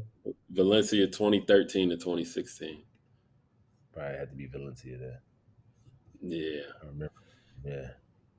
Yeah, nah, he's good, man. I like him. He plays with energy. He's good defensively. He's a great pickup for Bayern to lock him down for another 3 years. That's huge, man. But yeah, let's see what they can do here, man. I imagine Barca has Exum out there for a little added defense on the on the wings. Yeah. You know, I mean, he's so long and athletic as he picks up the foul air. But that dunk he got game 1 was amazing. Oh yeah, yeah. Nah, Exum been catching bodies, man. He been catching bodies lately. Sheesh, believe it, especially for the lane. You don't see the lane open up too much like that in Europe. It opened up. Took advantage of it. It doesn't. Nah, it doesn't, man. It rarely opens up. As Augustine Ruben's at the free throw line now, trying to extend this lead, man. As he missed that one, 38-25 right now. Let's see if he can knock this next one down to make it a even larger lead, man. But yeah, so obviously playing against some EuroLeague legends like you played with Spanoulis, but playing against other legends like Sergio Llull and Felipe Reyes and stuff like that. What were some of the things that like impressed you about some of like the European legends that you got to play against? Did any of them like stick out to you that you were really impressed with? It was never the talent or the like physical attributes of things they could do. It was always the way they control the game. The way it's kind of like they kind of mastered how to play the European style of game and to win games. The way that to me, I was impressed with. Like it's because you get over there like, oh, I'm gonna try to get buckets. I'm gonna do this. I'm gonna try to do, but they just master. Okay, they'll get it efficiently too. Like it's somebody out like another one, Nando. Like he's my favorite player. Yeah, because he'll get 22 points off 11 shots. Like it's the way they're able to be efficient and pick and choose their moments when to make plays, to be aggressive, to get the team involved, and still able to get their numbers. It was something always good to watch because it's like, growing up how we get it, I'm just gonna go out here and get it. I'm attacking, I'm going. They was able to find their spots and still be able to get their points efficiently. Like that was the part I admired about a lot of them, the legends and guys, like the way they just mastered the European game. Like they just mastered it. Like I don't got to come down every time and make the play. I can move, kick the ball ahead, let somebody else make the play. And eventually, I'm gonna start to get mine. Things gonna open. I'm gonna get an open three. I'm gonna get a backdoor cut. I'm gonna get just the way they was mastering the game and doing it efficiently. Like that was something I really admired. It never was just the individual talent part. Like guys were talented, of course, but it was just the way they was able to master the game and play and win doing it. Yeah. Nah, for sure, man. I think I felt like for me just coming overseas, like I used to always just try and pick, or I used to always focus on how like these guys were getting to the line. Like these Yeah. smart guards would just finding ways, like they were just so crafty. But I never forget we were playing against a Spanish team, and we sided the ball screen. I'm forcing them baseline, so I'm trying to go behind him to see if I can get the back tap. And as soon as I'm trying to Yeah. get the back tap, he shoots a fadeaway, goes right into my chest, and it was a foul on me. And I was like, yo, that was smart. You know what I'm saying? Because, I was right behind him. I was trying to get it. And then I was just like, yo, that's smart. But it's just like, with a lot of these smart European players, man, like they're able to read the game in front of them and then also read you and take advantage of each little mistake. And it impacts winning. Yes, and that's something right there. That's another thing right there you just said. Because to me, that's really an art. Because it's something I could never.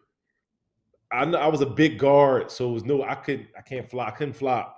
I couldn't manipulate the refs to call calls for me. So me being a big guard, and I played physical, and I would get 2-3 free throws a game. I'm looking at guys getting 8. And I'm just like, yo, that's really a art to doing it. Like I said, the Colo, like he's gonna get 8 free throws a game, like easy. And he's gonna make 7 out of 8 or 8 out of 8 every game. He's gonna Every look at time. the score, he got 22, and he's taking 9 shots. Yeah. Like, oh wow. So meanwhile, I got 20, but I might have took 14 shots. right. I gotta get off the field. Like I'm gonna get 2 or 3 free throws. So I thought that was the art of them being able to get to the free throw line like that. Yeah, nah, it's definitely super important, man. And just to check back in here, we got a score at 39-25. Bayern still up, holding on to this lead with 6:20 left, and Miratich is over here on the trying to work from the post here against Augustine Ruben. But Barcelona's they're not getting anything easy, man. One thing I've noticed with Bayern is like on these post ups, in particular with Miratich, they're holding strong. They're not letting him get too much closer. You know what I'm saying? They're not letting him get close to the basket to where he can get his hook off. They're really pushing him, Othello Hunter and even Ruben right there. They're giving a lot of resistance, and and I think it's helping Bayern right now because, as we know, at Barcelona, like the offense is going through Miratich.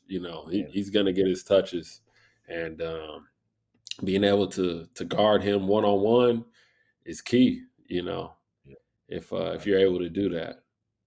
If I was his coach right now, it was something that Sasha Abramovich taught me when I post, trying to get deeper catches. So I think right now, Miratich, he's catching the ball really off the post, kind of mid post. So it's easy to dig, help out, and wall kind of form a wall so he can't make a move. So if I was him, I would try to get a deeper catch.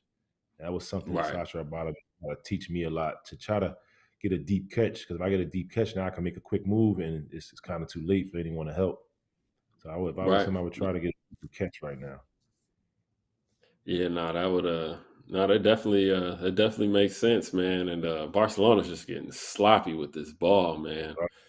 Right. They're turning this ball over a little too much right now, especially on the road. You know what I mean? You definitely don't want to, give the other team the home team opportunities like this. Right. But they definitely haven't scored the third quarter. Still stuck at 25. It's great defense. Bayern's definitely playing, man, and Barcelona's not playing with like a flow on offense. How they normally get it. I mean, you got to look at like Bayern doesn't have anybody in double figures right now. Nobody has more than 5 points, but they got a bunch of guys with 5 points. You know what I'm saying? Yes. And and Barcelona has the same issue, but it's let's see how many turnovers Barca has at the moment. Turnovers. Yeah, Barcelona has 10 turnovers. And that's what a great defense can do, though. Great defense can get your team out the flow. Get your team out the flow and not being able to operate like they usually do. So you got to give Byron a lot of credit for being able to get them out of their flow. Like that was one thing in Europe that was sometimes a little difficult in the playoffs. And I felt like why I made a lot of finals in Europe and I lost a lot, but I think that was the biggest thing. We'll have a flow of offense that's ball movement related. And once you get into the playoffs, teams get aggressive and they start switching everything. Denying stuff. Now they want me to go one-on-one now. It's like, oh, well, we haven't been playing one-on-one ISO ball all year.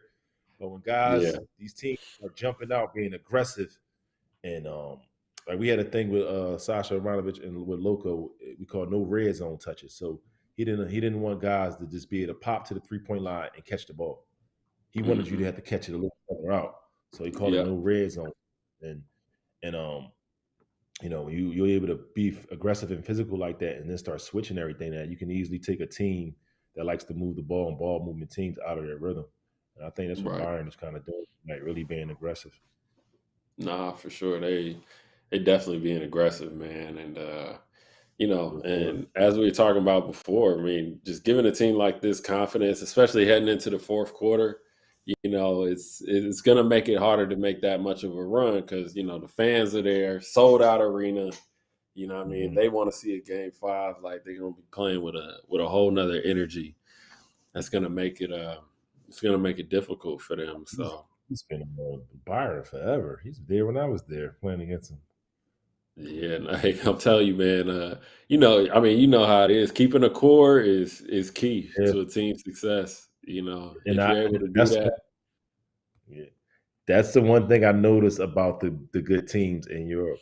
When they keep their core together, and it's sometimes I wish I had some teams where we could have just went one more run, and it's like the good teams kind of keep their core together. The teams that's struggling every year or not struggling, kind of inconsistent, good one year, bad one year.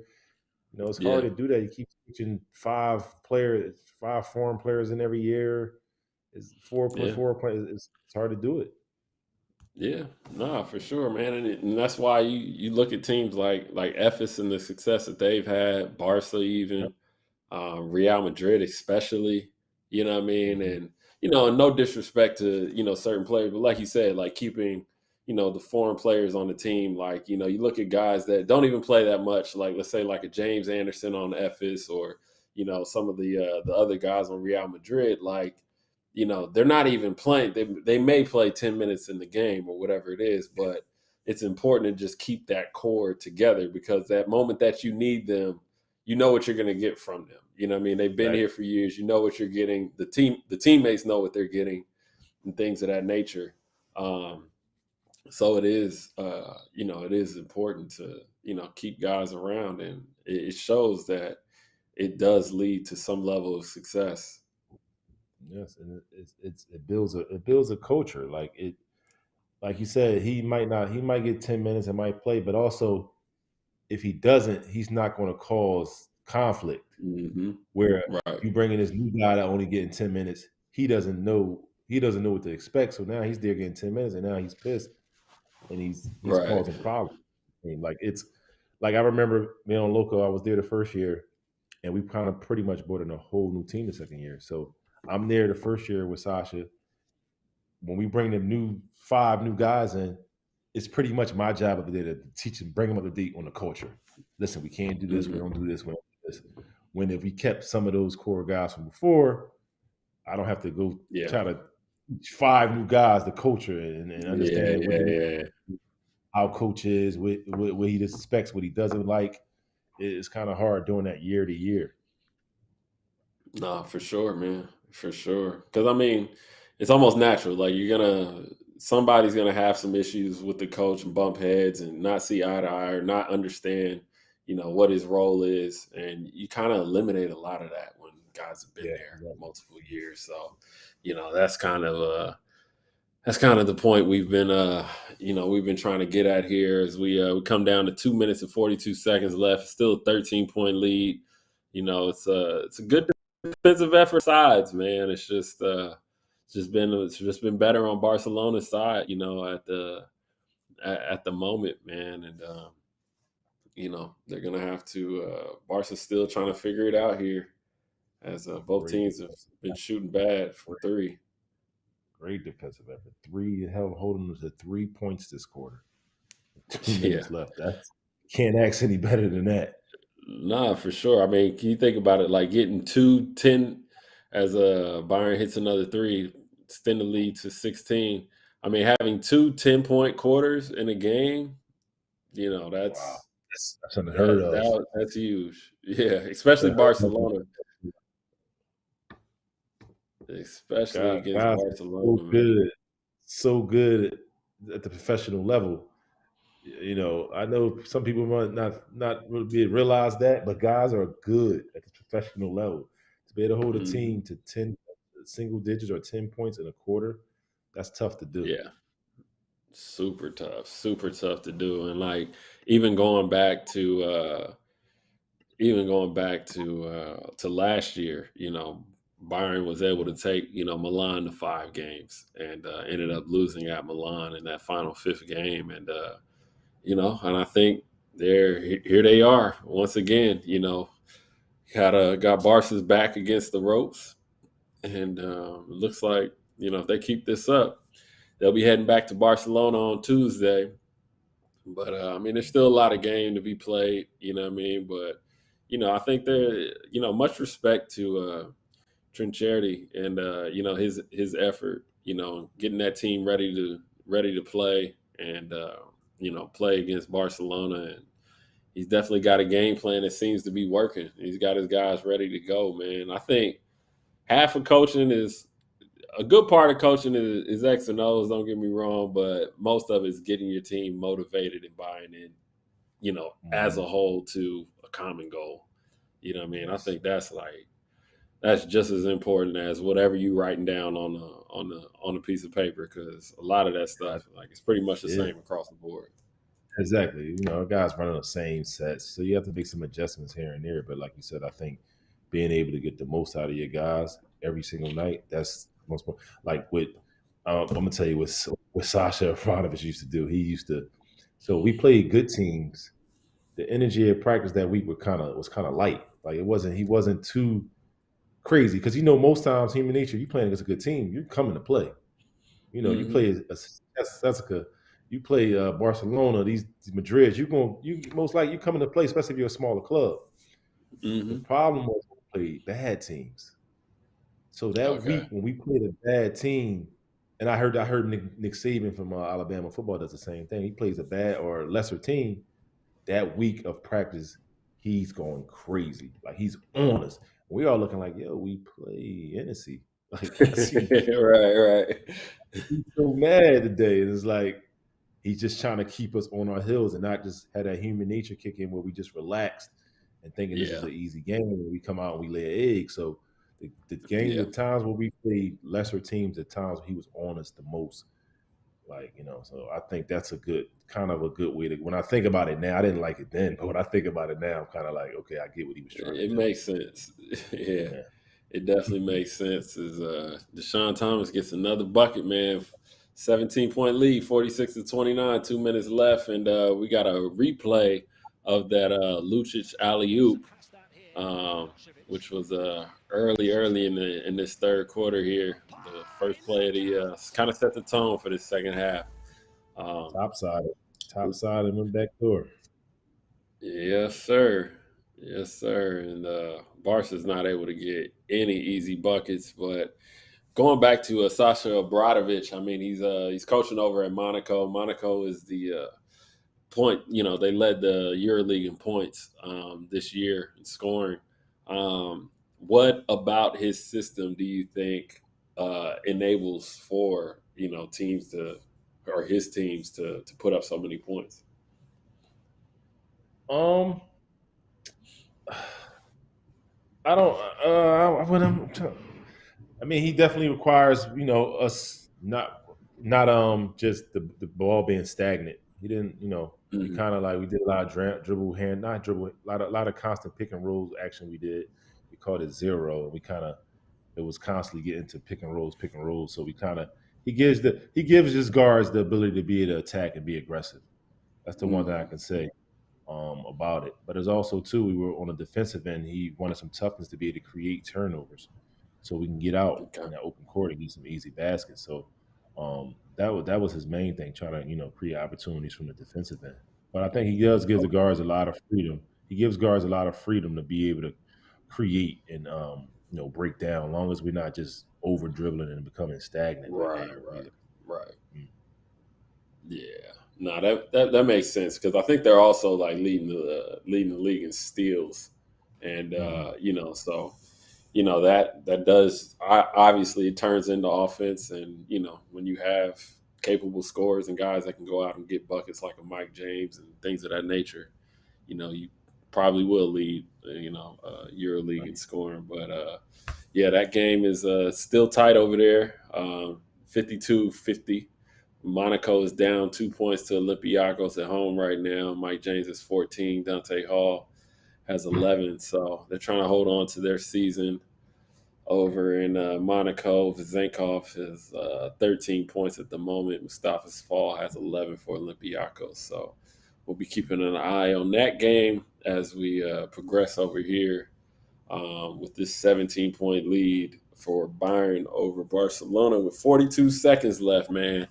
Honestly, before the game, if you'd have told me it was a 17-point lead, I'd be like, man, Barcelona must be getting ready to go home and celebrate, man. They headed to the Final Four, man. I had no idea Bayern was going to come out and be up at this length, especially this deep into the game, man. But they showed up and they played, man. It's basketball. That's one thing, man. Everybody puts their pants on the same way. But while we got a quick break in action, let's cut to Kevin Durant reacting to a Mike James score that we have here on one of Mike James' buckets.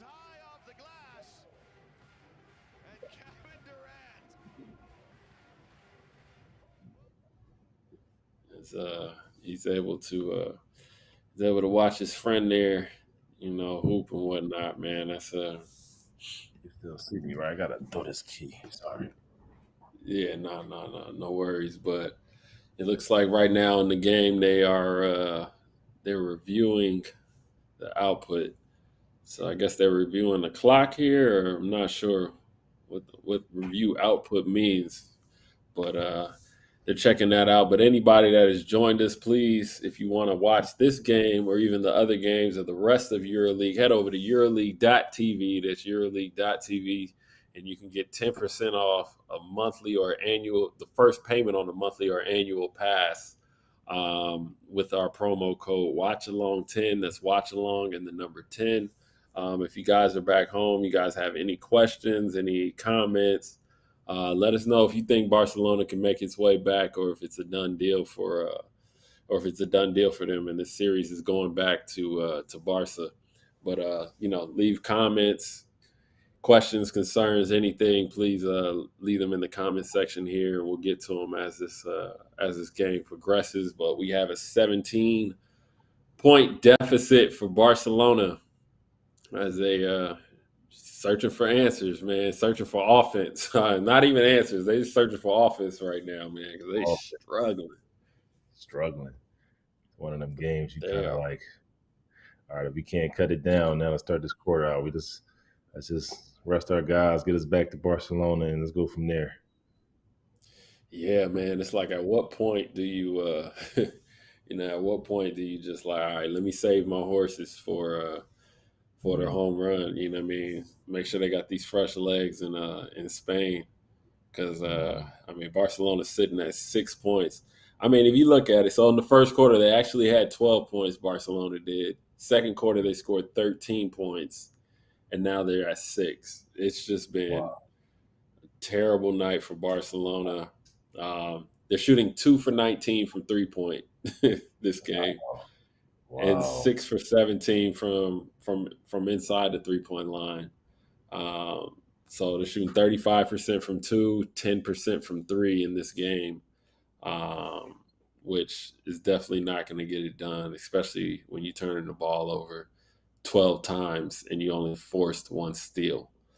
So that's an issue there. And I think that's pretty much the tail of the tape. I mean, Bayern only has 4 turnovers today, and they've done a great job taking care of the ball and at least getting some shots. It's a coach's dream right here to come out and said only turn the ball over 4 times throughout the game and play the defense they're playing. As a coach, you can't ask.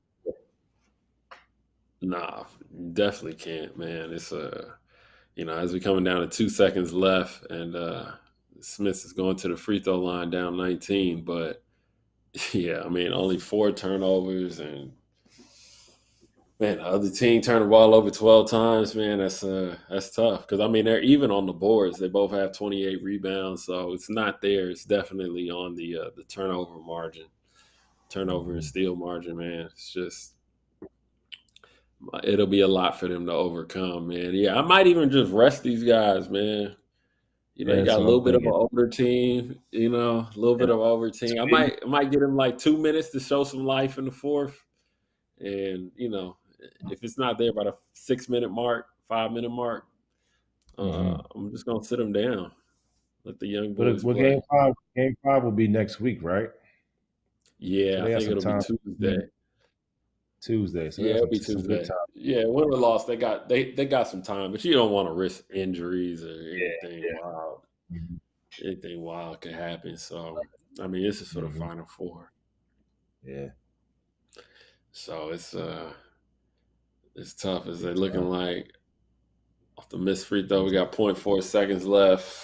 Whose ball is it? Is it Barca's ball? It looked like it's exciting time for German basketball, man. Like you said, it's only the second time being in EuroLeague playoffs, and to be able to play as well, have a chance for the Final Four. Yes, it's a great opportunity. I know it's got to be an exciting time. I know the guy that gym is rocking. Yeah, nah, for sure, man. It's oh, he got the tip. Yo, I was just about to say 0.4 seconds. Ain't nothing about to happen here. But it looks like they got the tip. They threw it over the top to Davies. Wow. And he got it too. Yeah.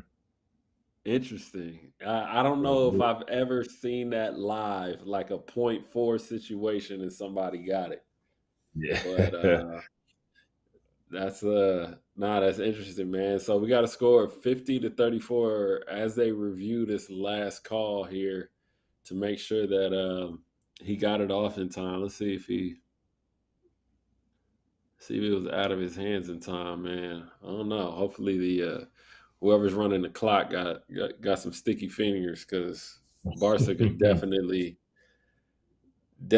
use that one. You can definitely use that bucket, man. But it is a bucket. That is 2 points. So that is the end of the third quarter. We got a score of 50-34, 16-point win, or 16-point lead, right now for Bayern Munich, as they are putting together a wonderful game. And I'd like to bring y'all attention to EuroLeague Fantasy Challenge. EuroLeague Fantasy has started again.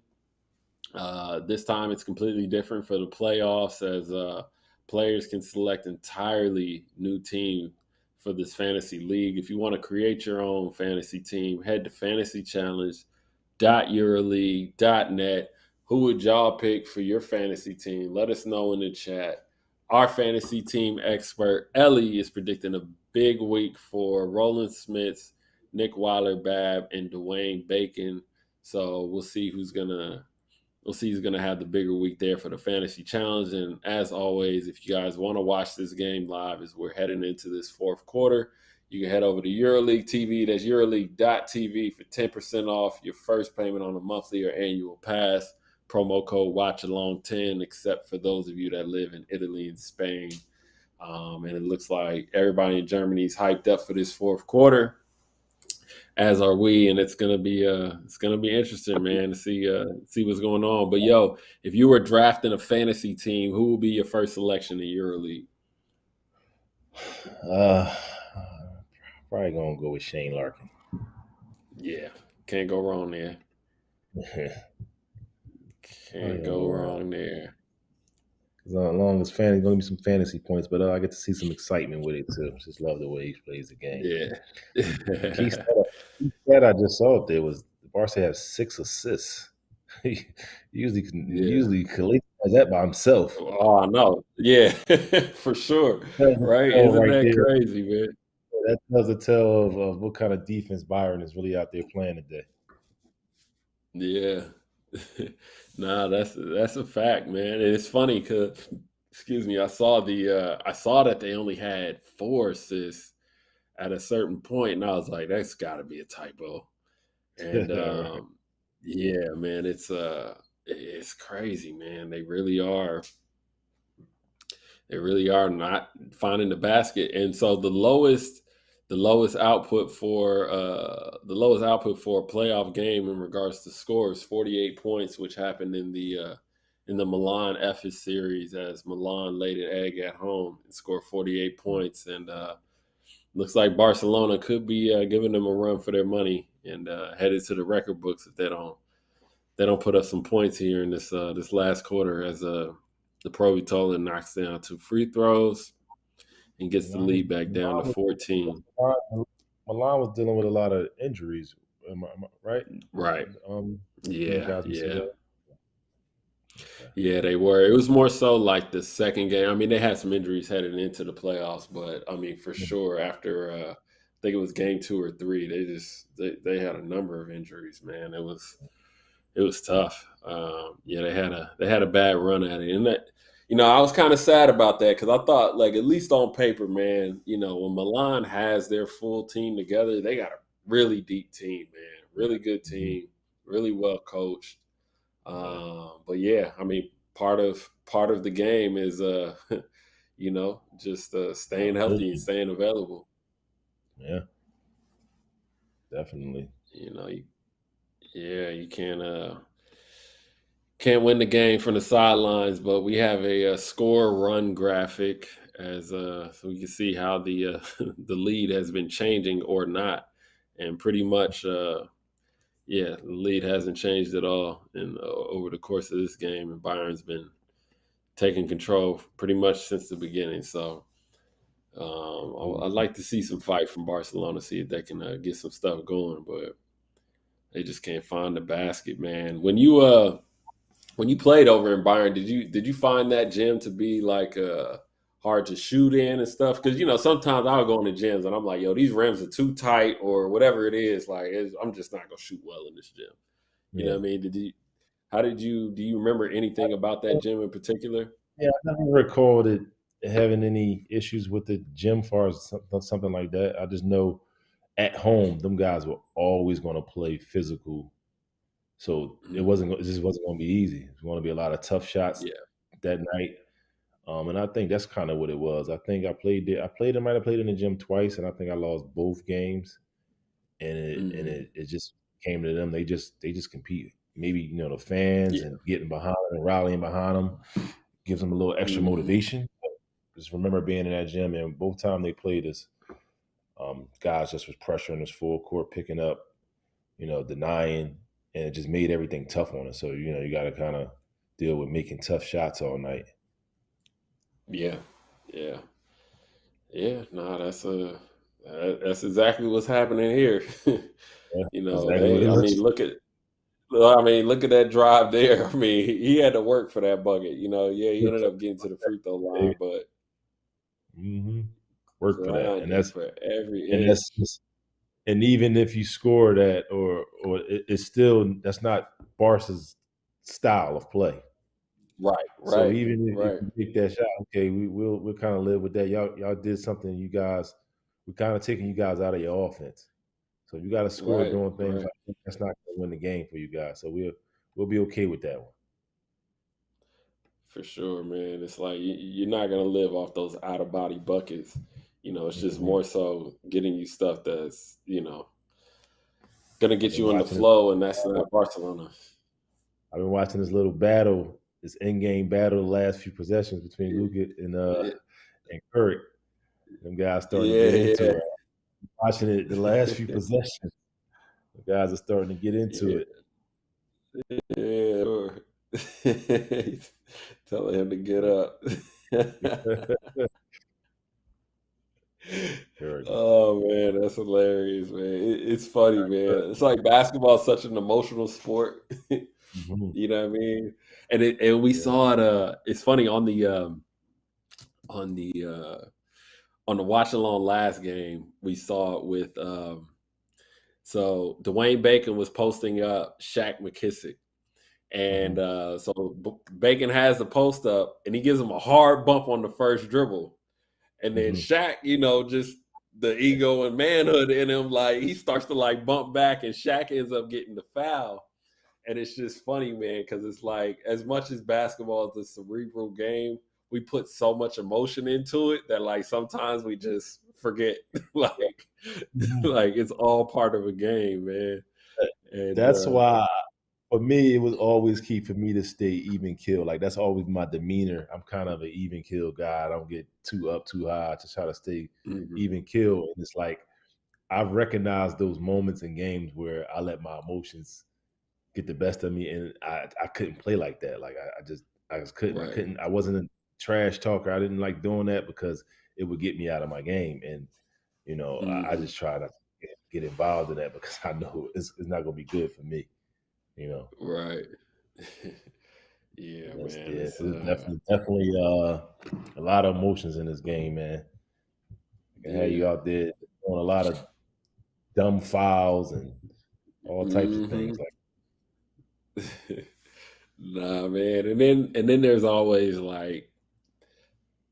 players where you just know, like, okay, like, he's dirty or he's got elbows or what I mean. I remember there was a big, I can't remember, I don't even remember his name, but I remember he used to have the sharpest elbows, and he would just come and set screens. And it's not even like he was being dirty, but his elbows used to always clip me, and I used to just hate it. Like, yo. But it's just like there's just certain players, man. You just know, like, all right, man, this guy is gonna be a rough night. It's funny because my first year in Loco, we played Kimki. We played Kimki. They might have been in EuroCup, and so we had to play them twice in EuroCup, and we had to play them twice in VTB League. And they had a kid, and he was, he was probably about 6'7", and it's like they only played them they only put him in a game when he played me. So every time he get in, he's trying to deny me. He's been trying to be physical with me. Like he couldn't guard me, but the fact he's there every time. And it's to the point, I'll see him checking in the game. I just be like, so the next year we signed him. So I was happy that we signed him. I didn't play against him no more, but now I have to go against him in practice every day. So Okay. He couldn't win for losing. I would see him checking in the game, and I would be like, oh my God, man. I know he can't guard me, but it's like the fact that he would just pressure me and little elbow. All the extras. Yeah. Yeah. Yo, man, watch it, man. And it's just like he didn't talk, he didn't say anything back. So it's like you couldn't really get mad because it's like I'm just out here playing hard. Like he just playing hard. He like doing and I just like so every time we check it, I'll be like, oh my God. Nah, it's funny how it's definitely funny how you just have those type of players, and man, Barca they can't even hit the open ones, man. But we got a quick graphic to show Nick Weiler-Bab's production today, as he has 8 points, 4 assists, 4 rebounds. He has a pretty efficient game today with an 18 player index rating. As he's definitely playing well. And looks like we got some FS fans in the comments, and we got what a game for Deshaun Thomas. Yes, he's playing well, and yeah, it's in a Barca fan as well. But that was Barca's interesting stats you just put up, because, and that's when we talk about adjusting to the style of play over here, because you look at that game, he's having 8, 4, and 4, shooting 2 for 3. We look at that like, it's okay. But it's a great game. That's a great game. In Europe, it's a great game, and that's how great game. Games like that, how you can get paid. Like no, that's what I'm about to say. That's As I keep the checks coming in, man. Yeah, exactly. Like it is. I think that's the thing you have to adjust to when you come into Europe. It's not just about stats. It's about being efficient with your minutes out. You know, you look up and I'm like, he had a 22 PIR, and he like, right. I had an amazing game, man. He had 8 points. I had 4 rebounds, 4 assists. I drew 5 fouls. Yeah, like all that stuff goes a long, long way, man. And that's why it's something as simple as that, man, really tells the story as opposed to, you know, back home, you know, your family be like, oh, you only had 8 points. What's wrong? Like, you know what I'm saying? It's like, yo, every game is different. You know, some games you're called on and like you got to go and get your buckets. You know what I mean? And then some games, you know, you kind of got to take the back seat and, you know, start to dish it up. But I mean, they're playing well. They've been playing well on both ends. You know, as we break down the quarter to quarter scores here, as we see, man, that those single digit quarters, man, will kill you in this game. And one of my Temple versus Princeton games score. No, that's a fact, man. It's a low scoring game. I mean, and it's crazy to think that anybody's even up 20, you know, with I mean, neither team's been doing an amazing job scoring the ball, but Bayern's at least been able to get some stuff going. Let's look at that though. 13, 12, 9, and 3. Like to be able to hold team of Barcelona, that didn't even look real just now. The score of my quarter. It doesn't. Like, and the funny thing is as a coach, like you could take that to your team, like this is what we've done. Like you could do this again. You know what I'm saying?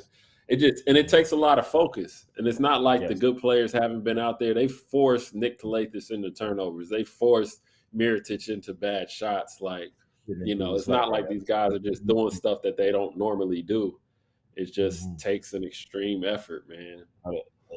To me, that's what all defense was always about, like that focus and paying attention to details. Like if they're running some type of screen to screen action, we making sure we're talking and making sure we're switching. It's just that level of focus. Like even just now with Davies, every time Davies catch the ball in the post, a guy sitting in his lap. We're gonna dig. We're gonna sit in his lap. And we're not going to forget to do that. We're not going to forget to dig. So now Davies playing one, he's an easy post move.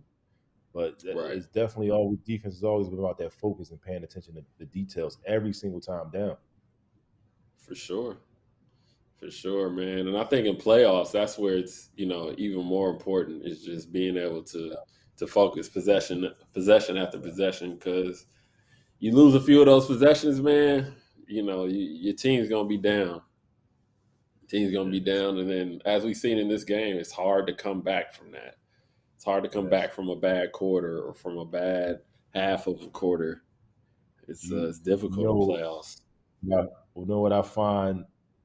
Any team that's playing against Golden State Warriors in the playoffs, to me, I think you have to have a level of focus and paying attention to details, because Steph Curry moves so much without the ball and his split screens and all types of actions where you have to be so locked in to make sure you don't mess up a switch and give him an open look, or mess up a switch where one guy gets an easy layup. When I watch those guys play, and I'd be like, it has to take as a coach, opposing coach, so much details go into preparing for them, because you can mess up so many actions, you can mess up so many times. And I think when you're coaching against them, it takes so much discipline, man, and focus the details. Yeah, nah, for sure, man. And I mean, there's just anytime you're playing like a top team of any league, you know, they got multiple weapons.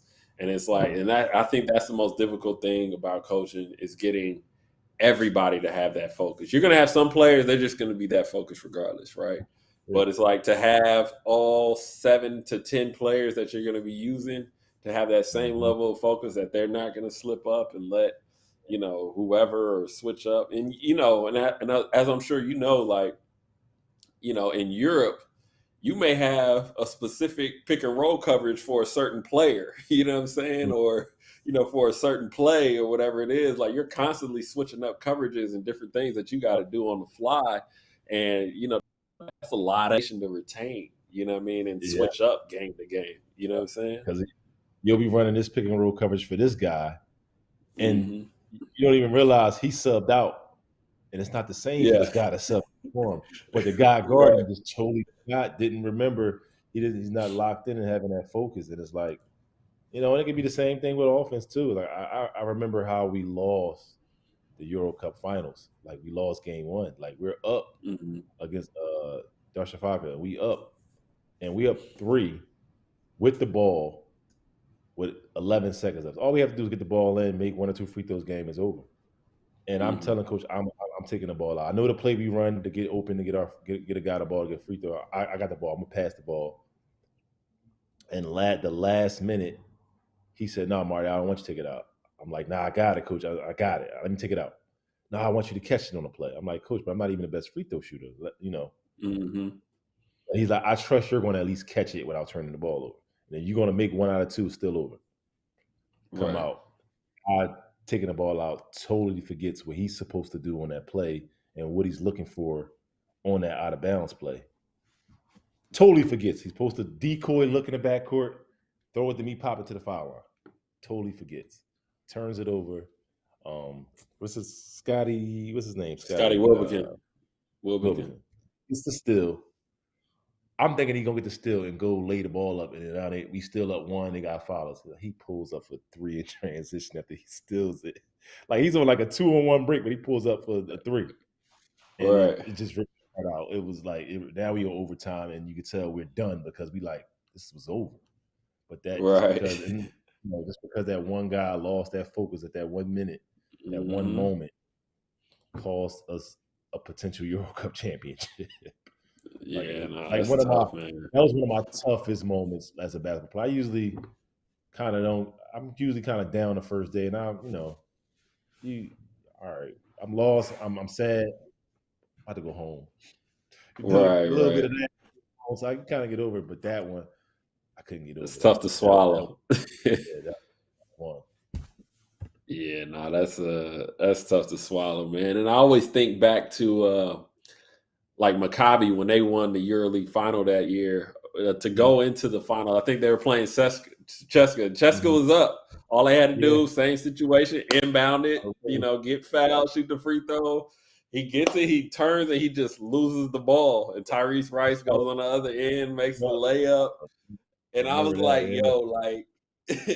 how does it feel like? I mean, I couldn't imagine, like, you got one job, like, just hold it, It's crazy how, like, just wild stuff happens sometimes in games that you just can't explain. Like, it seems like the easiest task as Exum misses a point-blank layup.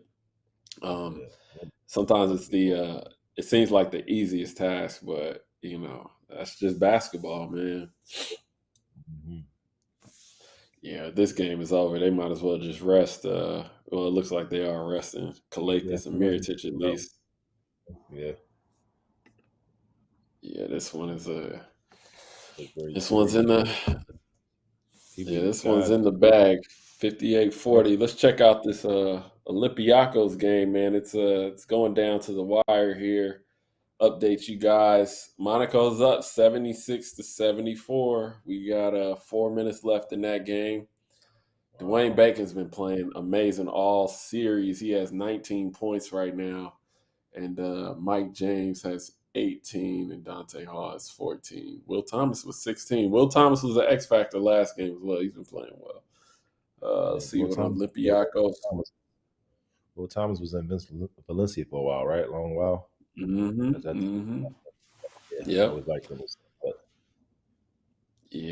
he was there. And Slukas has 16. Vazenkov has 17. Papa Nicola has 13. But yeah, man, it's interesting, Okay, so Bayern's only been to the postseason twice. Monaco, it's their first year in EuroLeague, and they're in the postseason. It looks like both teams have an opportunity to force a Game 5, and it would be crazy if both of them sneak into the Final Four, man. Like, oh man, you know, I said that'd be once you amazing. get to the Final Four, anything can happen. Like, you just get a win. Exactly. Anything can happen. So That's be exciting for both the fan bases right now. Like to be have an opportunity one game away from the Final Four. Oh yeah, for sure. And where's the Final Four? It's in Belgrade this year. Belgrade this year. Oh, nah, nice atmosphere. Yeah. Nah, it's gonna be turned up for sure. So, it'll be nice. But let's check in on our player head to head as they both have 7 points. Not making too much of a splash, but this is not the highest scoring game. But man, Barcelona showing a little life late. They hit a 3-ball down 11. It's the closest it's been in a while. So. They got the second unit in here putting up a nice fight with 2 minutes and 10 seconds left. I still think it's a little late. It's a little late, man. 11 points, 2 minutes to go. Yeah, Exum got his hands in there. Look like he gonna have to sit down at his fifth foul. But end of these games like this, I always, wanted to finish them out strong. Gives you a little confidence going into the next one. Regardless.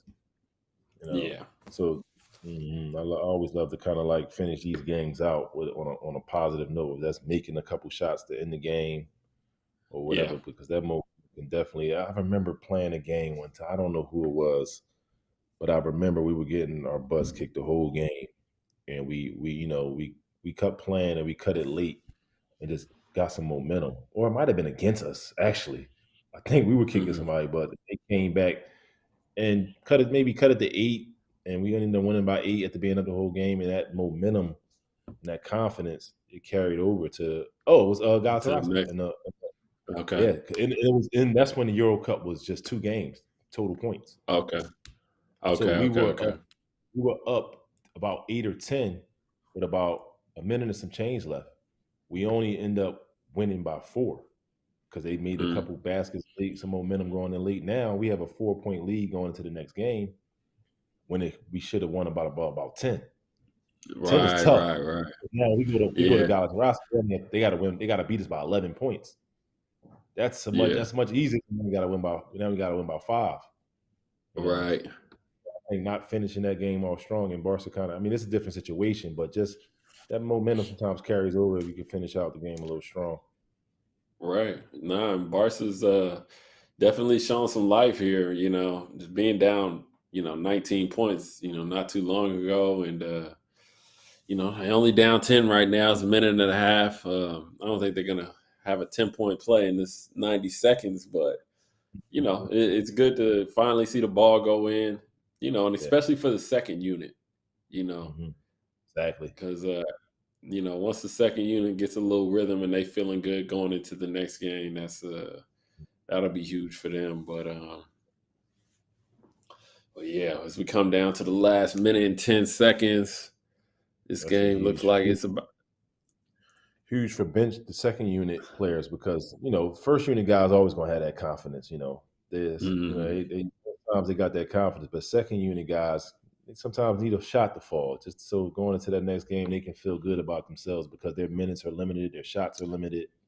So you knock down a couple guys as a second unit guy, kind of helps you out a lot more than it probably would do for a starter.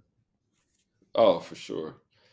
As Yokubaitis hits a big 3. 59, 52, man. Those are the kind of shots, man. Give you a little life, man. And 30 seconds left. 30 seconds left, man. Just go on and hold the ball, get a couple last shots up. But I think, man, the MVP of this game, it's not going to sound like it to his family probably, but he played well. We got 12 points, 8 rebounds, 4 assists for Nick Weiler-Babb. No turnovers, 24 PIR rated as Bayern Munich wins this game and forces a game 5, man. And we'll see if Olympiacos can do the same. But it was an interesting game, man. That's huge for them. Weiler Babs all over the stat chart.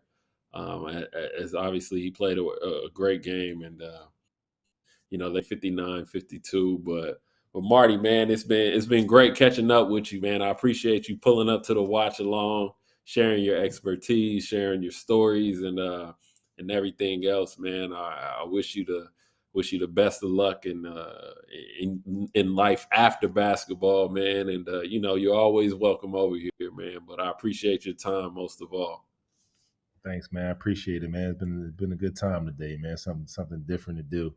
I really enjoyed it, man. Appreciate it. Nah, it's all good. And for those of y'all back home, Monaco did win the game, so they have forced the game 5 as well. So it looks like we'll be back on the watch along on Wednesday, and we'll be looking forward to catching you guys then. Everybody back home, please like and subscribe to the EuroLeague channels, social channels here on YouTube. And I guess we'll be seeing you guys next week. So until then, everybody enjoy the weekend, be safe, and we're out.